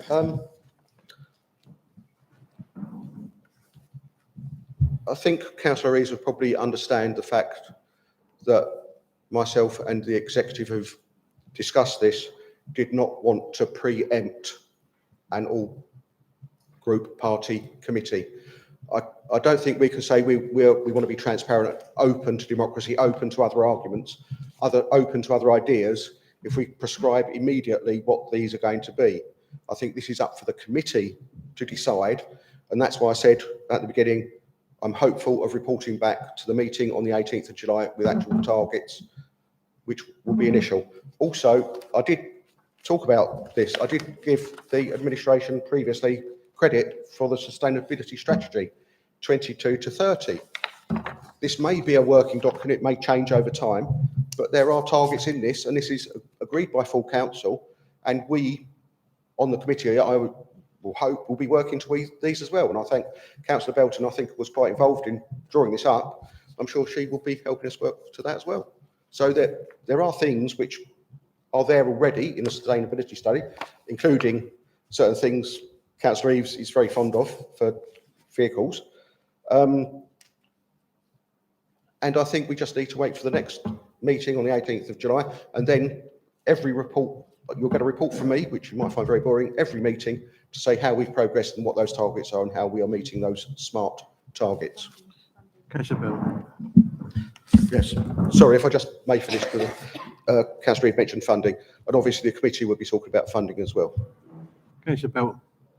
Third time lucky. Thank you. Thank you to Councillor Hoy for highlighting a number of the incentives that started being investigated last year and in some cases the years before that. And I look forward to new ideas coming forward. Personally, I believe in action over words, much like Councillor Eaves has just said. I worked hard as part of the previous administration with members all around this room and officers to make positive steps towards this council becoming carbon neutral by 2030, and also looking at measures for residents and businesses too. Some of the ideas have been brought up today. This included the launch of REBA, updating a sustainability strategy, providing workshops for local stakeholders, calculating the RDC carbon footprint baseline, and a lot more, all of which can be found in the Climate and Sustainability Service Plan. My group supported many motions cross-party to further improve climate change action. Councillor Wootton created a portfolio for climate change to ensure it was given attention. And I agree with Councillor Hoy's point that the working group had done some fantastic work, but didn't have the bite to move anything forward, as is often the case with working groups, which is why I personally pushed forward to have a climate committee set up, which was broadly supported under the last council. The definition of emergency is a serious, unexpected and often dangerous situation requiring immediate action. It is my opinion that to declare a climate emergency is to imply something has happened that we were not expecting. Climate change is not unexpected and doesn't need immediate attention. It needs constant attention. Excuse me, councillor. I mean, this is not a place for joke or laughter or levity. If you can't control yourself, please leave the hall. I don't care the excuses. This is a lawful meeting. Please be quiet. Carry on, councillor. I'm going to reiterate that point. Climate change is not unexpected and it doesn't need immediate attention. It needs constant attention. And that is why I've personally never supported the climate emergency label. It is just a label. I have been working in the climate change industry for over 20 years. It is not new, it is not unexpected, but it does require a constant approach to improvement. And it's for those reasons I do not support the climate emergency label, but I do support all actions that are taken to combat the issue and will work with anybody in this room to make positive steps forward. Thank you. Councillor Mrs Mason. Thank you, Chair. Before I speak generally, there's a couple of points that I would like clarity on. Councillor Hoy has said that he will come to the council with a written or a verbal report, yet in his report it says annually. I believe he was going to alter that, and I'd like him to alter that, and I do think the report should be written, not verbal, so that we can absorb the information and get appropriate information and ask questions. If it's verbal, it's very hard to take that information at the time. So I would like if Councillor Hoy would alter that on his report, page 9.4, the report to full council in writing, every full council, not just annually. I believe your intention was to do so, Mike. Right.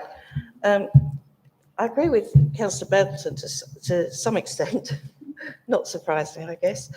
And we also wanted this to be a committee of full council. Unfortunately, because this went through full council in February, we can't do so because of the 6-month rule. It's not possible.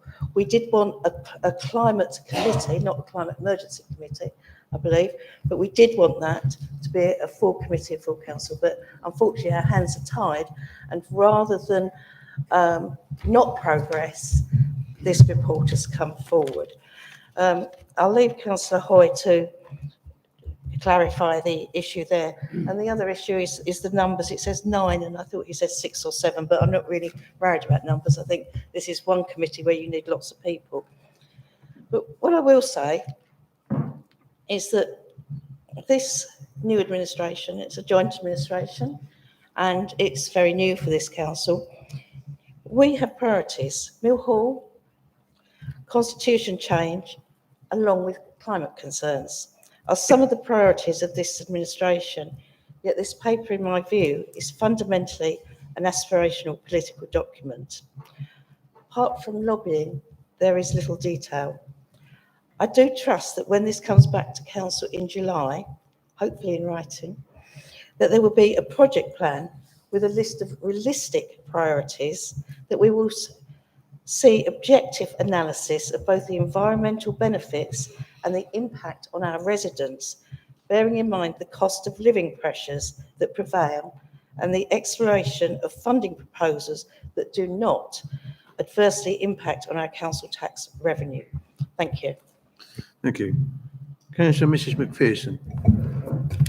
Sorry, Chairman, may I answer? Well, Councillor Hoy, I was thinking on the lines that if we listen to what people say, you could do a collective as opposed to If you every wish. time, yeah, just to get, unless you have a specific answer for Councillor Mason. Sir, I said, if you wish, you do it your way. No Okay, problem. fine. Councillor Mrs McPherson. Thank you, Chairman. I'd like to start by saying I've heard a lot of people talk about why we should sign up to this. I can see absolutely no reason why we would not want to sign up to it. And I'll give you some reasons. When we're talking about emergency and that it's urgent, I do think it's urgent. Councillor Steptoe has mentioned that Essex has the largest coastline in the whole of England. Okay? That also encompasses Foulness Island, for an example. Does anybody in here disagree that climate crisis is affecting our seawater levels? And then I'll remind people of what happened in 1953. And anything we can do to avert that sort of tragedy again, we should take emergency action. What better time to sign up to this? Are we not preparing the local plan? Do we want to do it next year or the year after when it's too late? And somebody mentioned that all they see is as a label. Well, if it's a label, I'm quite happy to put my name against that label and join the other 394 councils that are sending a message to this government and future governments that something needs to happen. Thank you. Thank you. Yeah, right, we've got them here. Councillor Wood. Thank you, Mr. Chairman. It's not a surprise to see this on the agenda tonight as the first opportunity for Councillor Hoy to get a paper forward on a subject that I know he's extremely passionate about. But just referring back to Councillor Milne, he said, let's take the politics out of this. Well, I would actually suggest we don't put the politics into it. And I totally agree with Councillor Eaves, because I think this is an opportunity missed in terms of strengthening and building on what we've actually had in the past. I want to say that in total clarification that in no way would I want to diminish the total commitment I believe that we have in this chamber to addressing the effects of climate change. But to take Councillor Eaves's point, I believe that a lot of what is in here tonight is words without substance. And I believe the words emergency and catastrophe, which is what is used in the report, can be very alarming and unsettling. And our role in local government is to provide a sense of reassurance, command, and control in what we do. Most importantly, as set out in 1.1 of the paper several years ago, we were proud to be very much ahead of the issue and gave our commitment to Rochford District Council being carbon neutral by 2030 and district-wide 2040. And I believe that was a total cross-party, cross-chamber view. So I don't think there is any difference in us in terms of our commitment and our allegiance to doing our part, to play our part in addressing climate change. But I don't think words alone achieve that. I think it is about the deeds that we do. And I'm pleased to hear, because I was going to refer to 1.2, where we talk about the gravity of the situation, and then we go to the next page in the 8th bullet point under 2.12, where we talk about a report back to full council every year. Well, that is hardly addressing the gravity of the situation. In the cost of living crisis, I, as the then leader, asked for us to have monthly reviews and feedback to executive. So I'm delighted to hear that there has been action to make sure that there is more frequent lobbying back.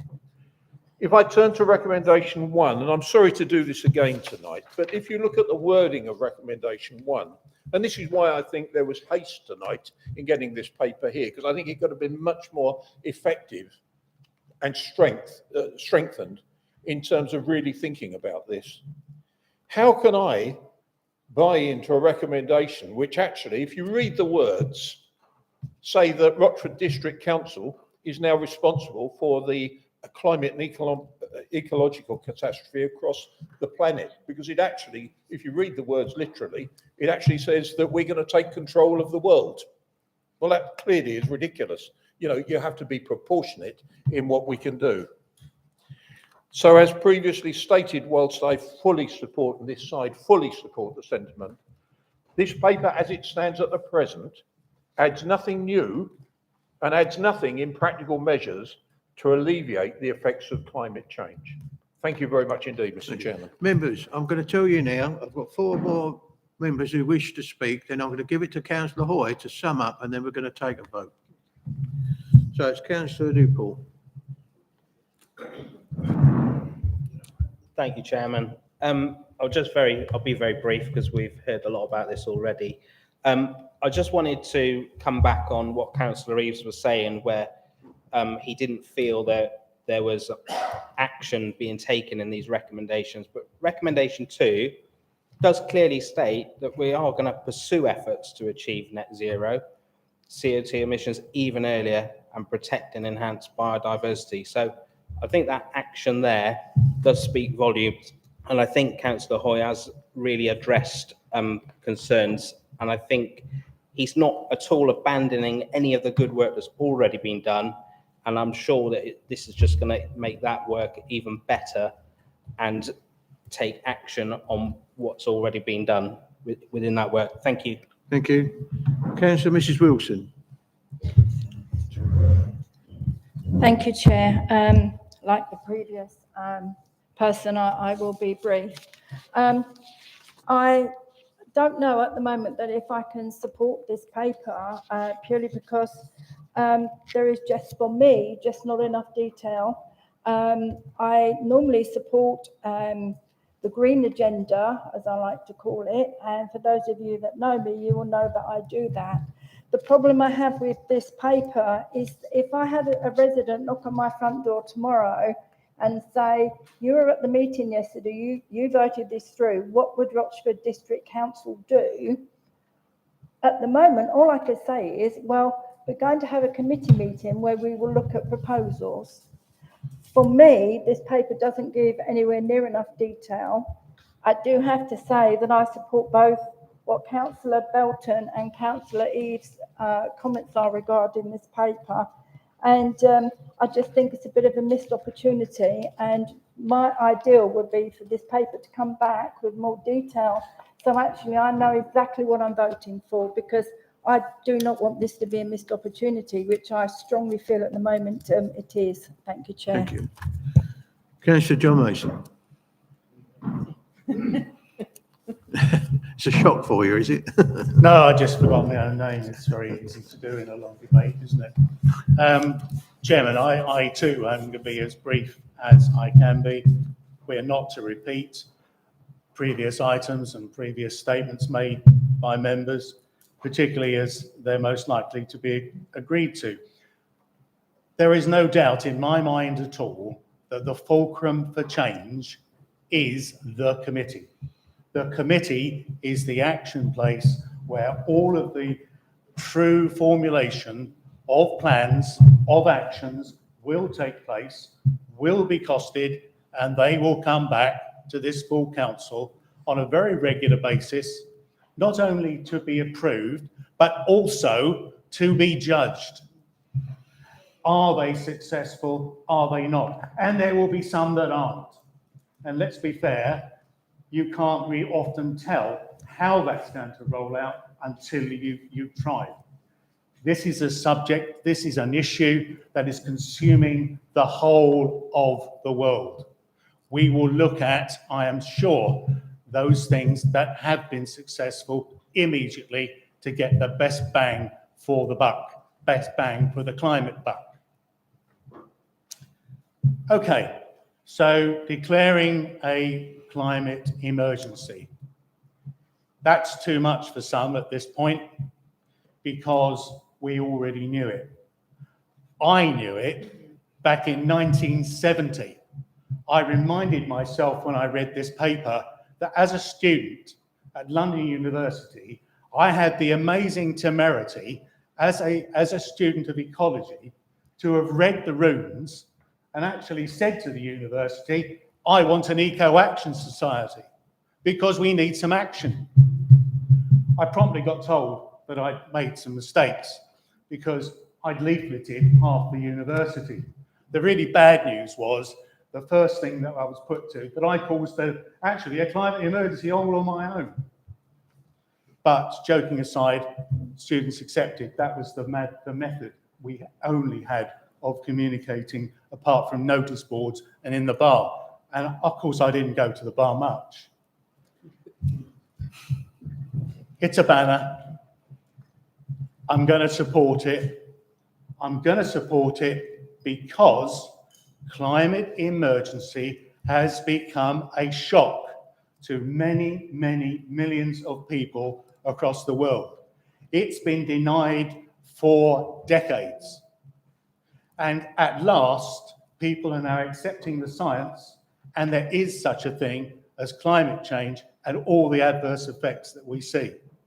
So for those who have been shocked, I want to shock you some more.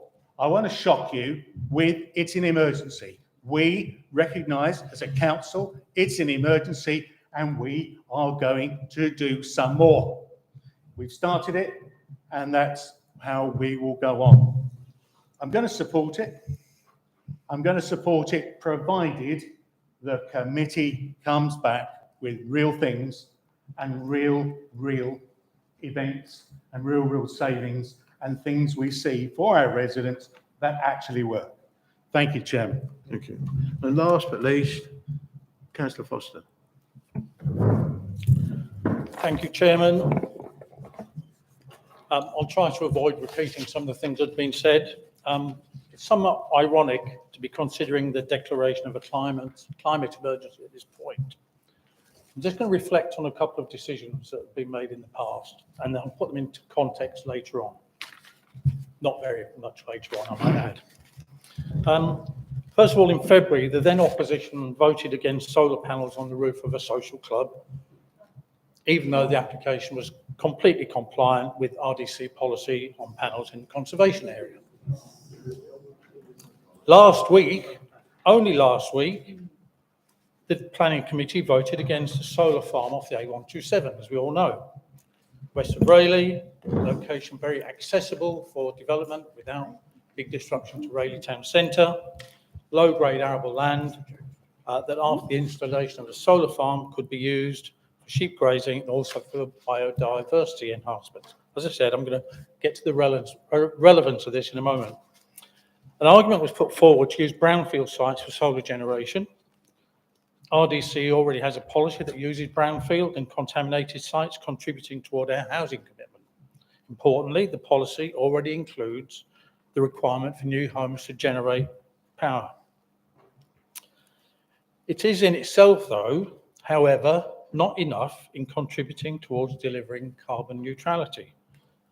It's true to say that there are no easy solutions, but the refusal of the proposal last week was, in my view, a bad decision.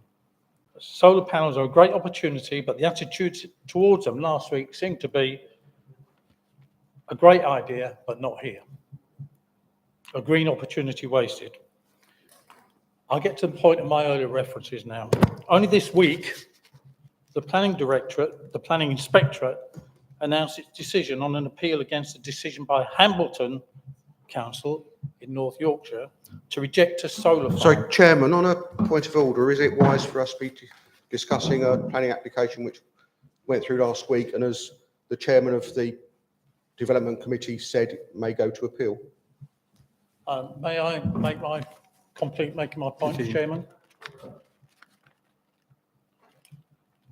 For information, I can give you the appeal reference if you wish. The description of the application is very similar in size and geographical context to the one rejected by the planning committee last Chairman, week. on a point of order, I'm sure the member should be speaking to the paper, not to a planning application from last week.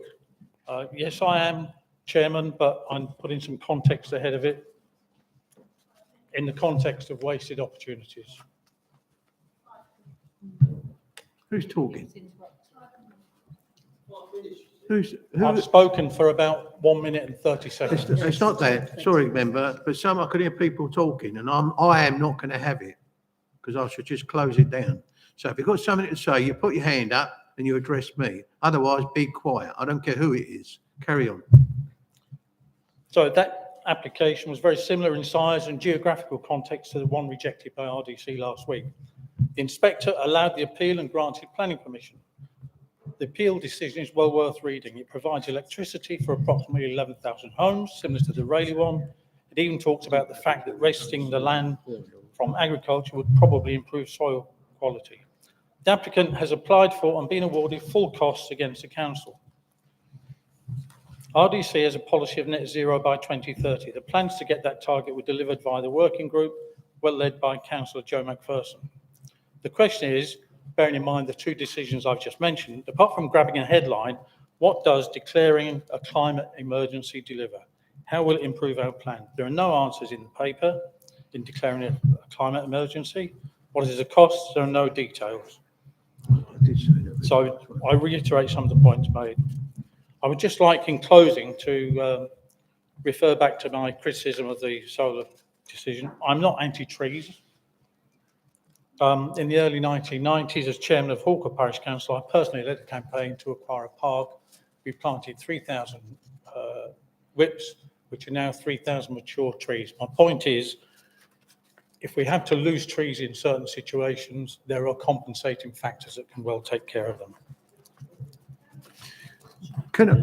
Councillor Foster, can I get back to it though? We're really talking about the suggestion of declaring an economic change. I understand all what you're saying, and I'm sure a lot of people have sympathy for that. But can you really get back to the I've more or less finished. It strikes me, sir, that the declaration of a climate emergency is a headline, but not, as described in the paper, not an action. Thank you. Now, I know there's many people who still wish to speak, but I think we've spoken about this long enough, and I'm going to invite Councillor Hoy or the alternative to sum up so that we can get into because you've got a choice. You vote for it or you vote against it. Councillor Hoy, do you wish to sum up? Thank you. I think some of the councillors deserve an answer to their questions, first of all. I think, going back a while, it seems that people are still asking about what does this do. I think if you look at the report on page 9.4, just above 3 financial implications, you'll see the first bullet point above that is to measure our progress using council climate scorecards. That in itself is a way we're going to measure ourselves. It might surprise some people here to know that we score 3% on that at the moment. I think some of the work the previous administration does, it might be a little bit higher now, and the way the scoring may make us a little bit higher, but it's 3%. We will be measuring ourselves using that. Regarding Councillor Foster's point about how does it affect planning, we've said the point above that, ensure that all council decisions, budgets and approaches to planning decisions are in line with the shift to net, actually says net zero, but it clearly means net zero, and that's a typo I was going to pull out. Carbon emissions by 2030. As I keep saying, there will be a plan for this. I felt when we were not part of the administration, we kept saying, let us in.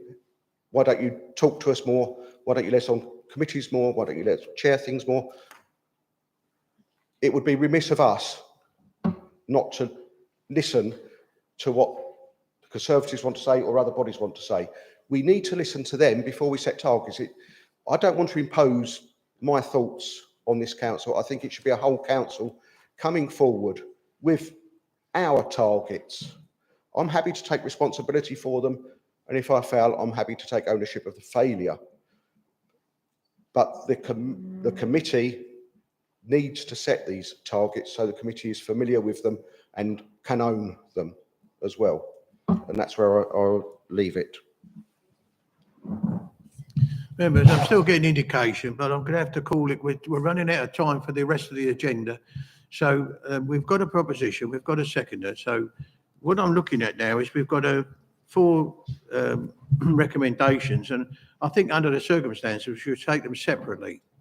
So you've got them before you to declare climate change. So starting from, I'm going to take the vote. So I'm sorry, Mr. Chairman, but as a point of order, we've asked for clarification on the dates. The verbal report given by Councillor Hoy conflicts with the written report, and I'd like that clarified by Councillor Hoy before we go to the vote. Councillor Hoy, can you just clarify? Apologies, Councillor Mrs Mason. I did take that on board and I've ticked it and said the report will be to every full council meeting. It will report to the executive as well before those council meetings, and I'm happy for it to be a written report. Are you As happy we that discussed. Very well, thank you. So we'll go to item 1 then, to declare climate ecological emergency, Chairman. acknowledging. May I request a named vote, please, Chairman? A named vote, Yes, please. a recorded vote. Have you got? Thank you. Recorded vote. Have we got a fifth? Yeah, that's more. Oh, they're all getting up. Yes, we will. We've got Thank enough. you. Yeah, thank you. Yeah. For the benefit of the people at the back, we need a fifth of it, and we've got that, so we've qualified for that. Okay, this is a recorded vote.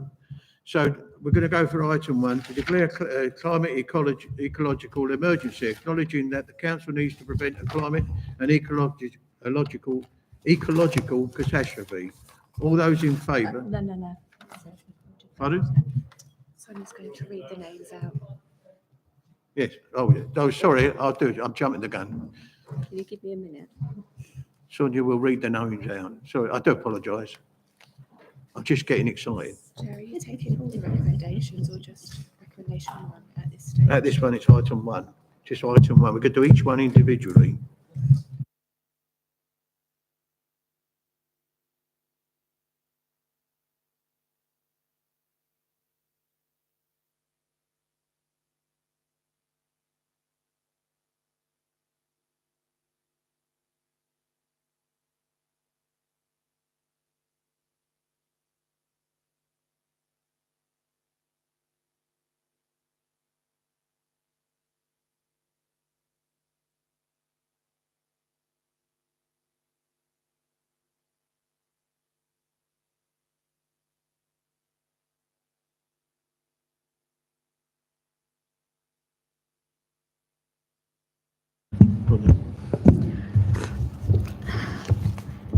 So I'm asking you to vote on recommendation 1, members.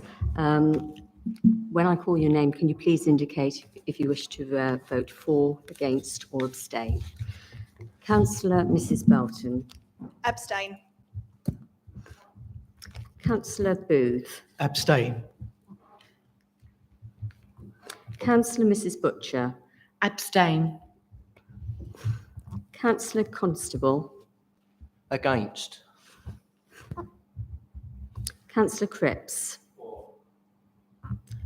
Councillor Cross. For. Councillor Refty. For. Councillor Eaves. Abstain. Councillor Foster. Abstain. Councillor Mrs Gadsden. Abstain. Councillor Mr Gooding. Councillor Mr Gooding. Oh, for. Councillor Mrs Gooding. Councillor Hoy. For. Councillor Lambourne. Councillor Lorman. For. Councillor Linden. For. Councillor Mrs Mason.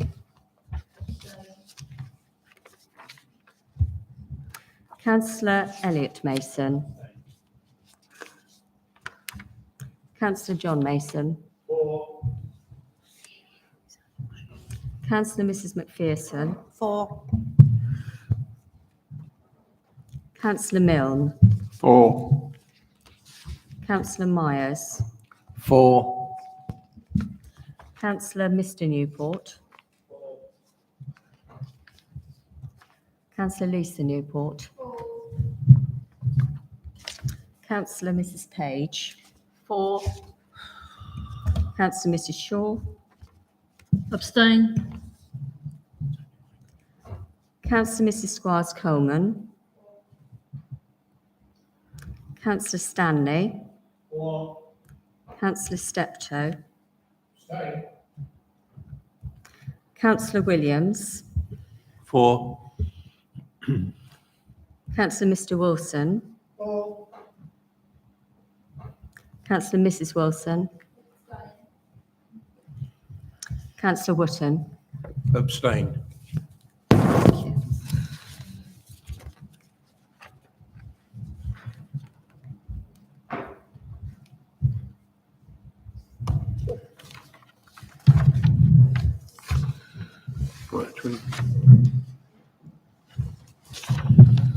Members, the results for that are 24, 1 against and 12 abstains. Therefore, that is carried.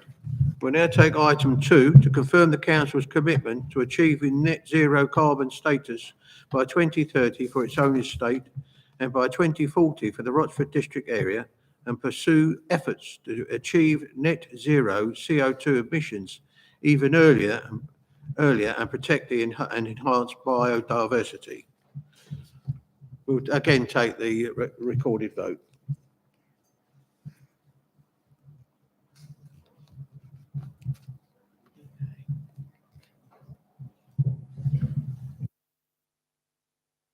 Sorry, Chairman, I don't think anyone called for a recorded vote for the other recommendations. Actually, that's true, because we would like to do it. That is actually true. So thank you for that, Councillor Hoy.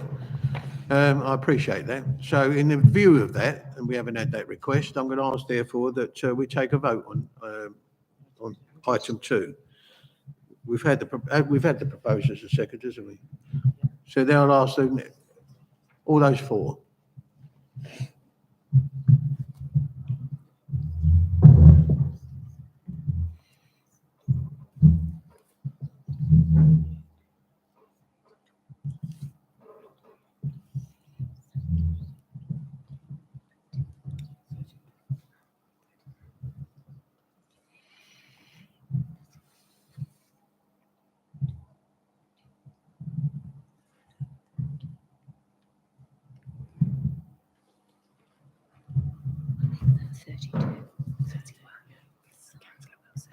She's just put it up, yeah, so that's...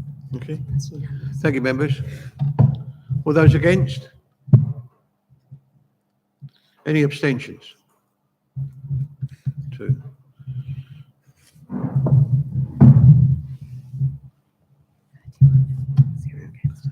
Thank you, members. The result there is 31 for, 0 against and 2 abstentions. Therefore, that is carried.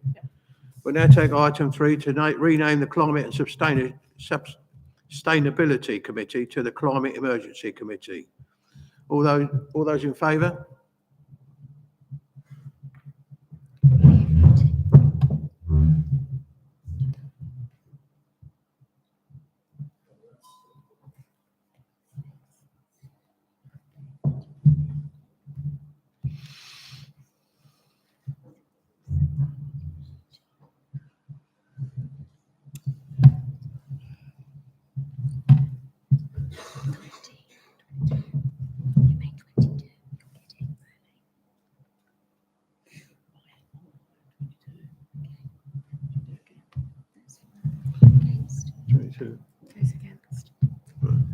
Any against? 2. Abstentions?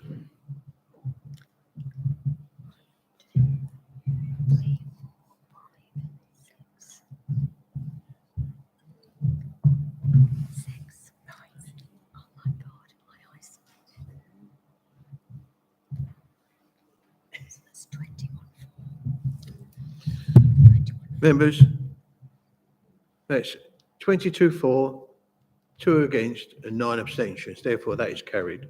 We come to item 4, the council lobby for further funding and policy changes on a national level to support the delivery of the sustainability strategy. All those in favour?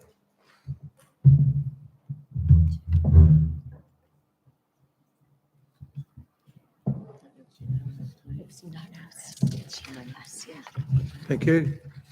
Any against? That's unanimous. Hmm? It's unanimous. Unanimous, was it? Okay. Members, it was unanimous, therefore that is carried. Go right.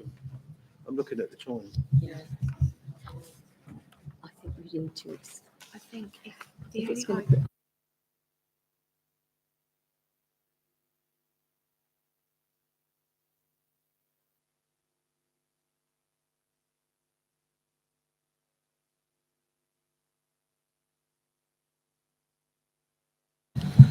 Members, go to item 10, business from the last meeting.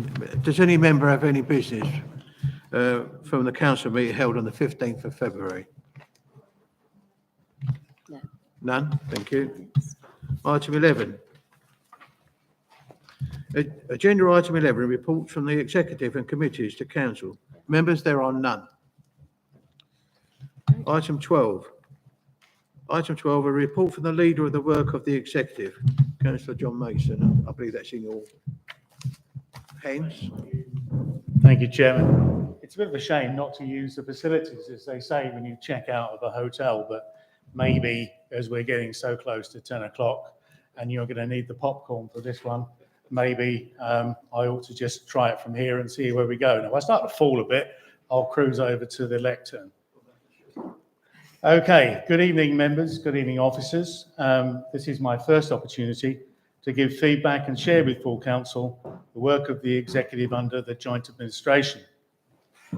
My report is verbal this time, but I will ask for the minutes to include all the main points that I'm sharing with you now, and I'll pass this note to Sonia so she can achieve that. We circulated all members on the 2nd of June, the roles and responsibilities of each lead member.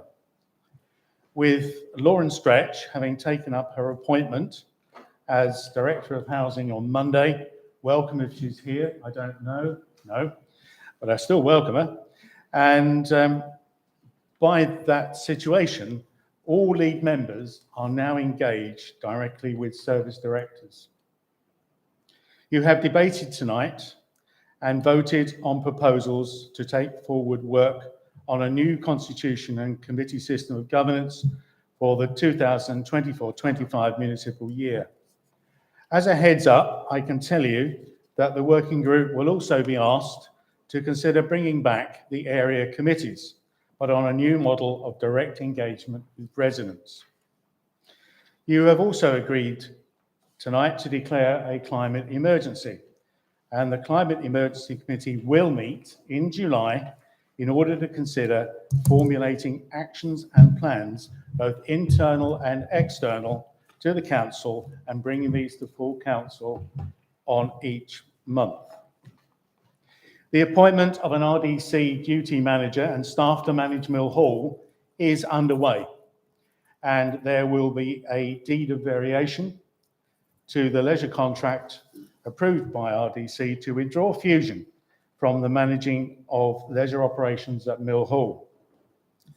Direct engagement is being renewed with potential partners who responded to the EOI very, very shortly, and options for a new operating model will be brought forward by officers to an executive workshop on the 19th of July. The executive workshop will also receive options for consideration, leading to a review of the ADP, and alongside that, we will also look at options for Castle Hall. At the same time, we will be reviewing funding sources and the capital programme to allow for proposals to come forward to full council. There will be opportunity for all members of the council to be briefed as necessary ahead of any paper and any recommendations to full council.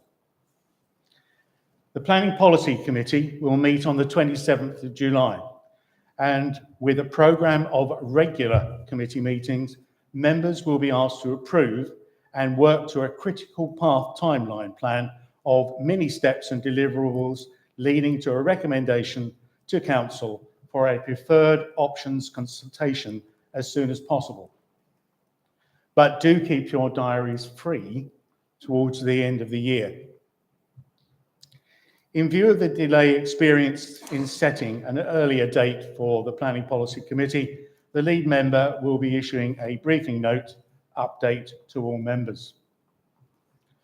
We have reserved the all-member briefing in September for a presentation and debate on devolution and Greater Essex, but we're in the hands of the negotiators and the government to reach an agreement, of course. CCTV. This project is under review. It is being given priority. Food waste. A revised plan has been recommended by the Service Director, and delivery by RDC and Norse, or rather JV, is expected to be in early Q2 2024. And finally, and certainly not least, the IT recovery, disaster recovery plan and test log is being reviewed. Thank you, Chairman. I look forward to the next opportunity to bring forward and report to you on the work of the executive. Thank you. Members, we now come. Councillor Constable. Thank you, Mr. Chairman. I would like to ask the leader, as we have now set up 2 committees, would the makeup of those committees, i.e. which members are going to be on it, brought to members as a matter of urgency, so that if any member has anything they wish to bring to the committee's attention, they have that availability, please? Councillor Mason. Chairman, all I can say is the lead members will do that. Thank you. Thank you.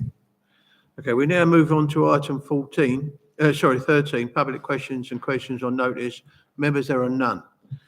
Item 14, motions on notice, there are none. So therefore, that concludes the business of this meeting, and the time now is 9:47, and I close this meeting.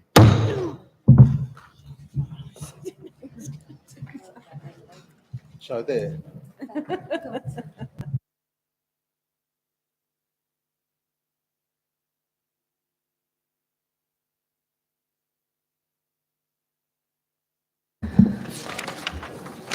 Which bit? Yeah. Okay. Members of the public, can you please make your way out of the hall with it? Thank you. Thank you. Okay. Ready? Please be upstanding while the chairman and deputy chief executive retire from the meeting. Thank you.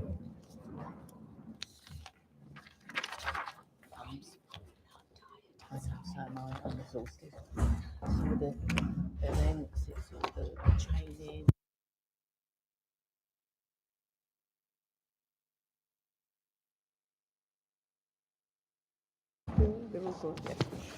Members of the public, can you please make your way out of the hall without delay? Can I please ask you not to approach any of the councillors?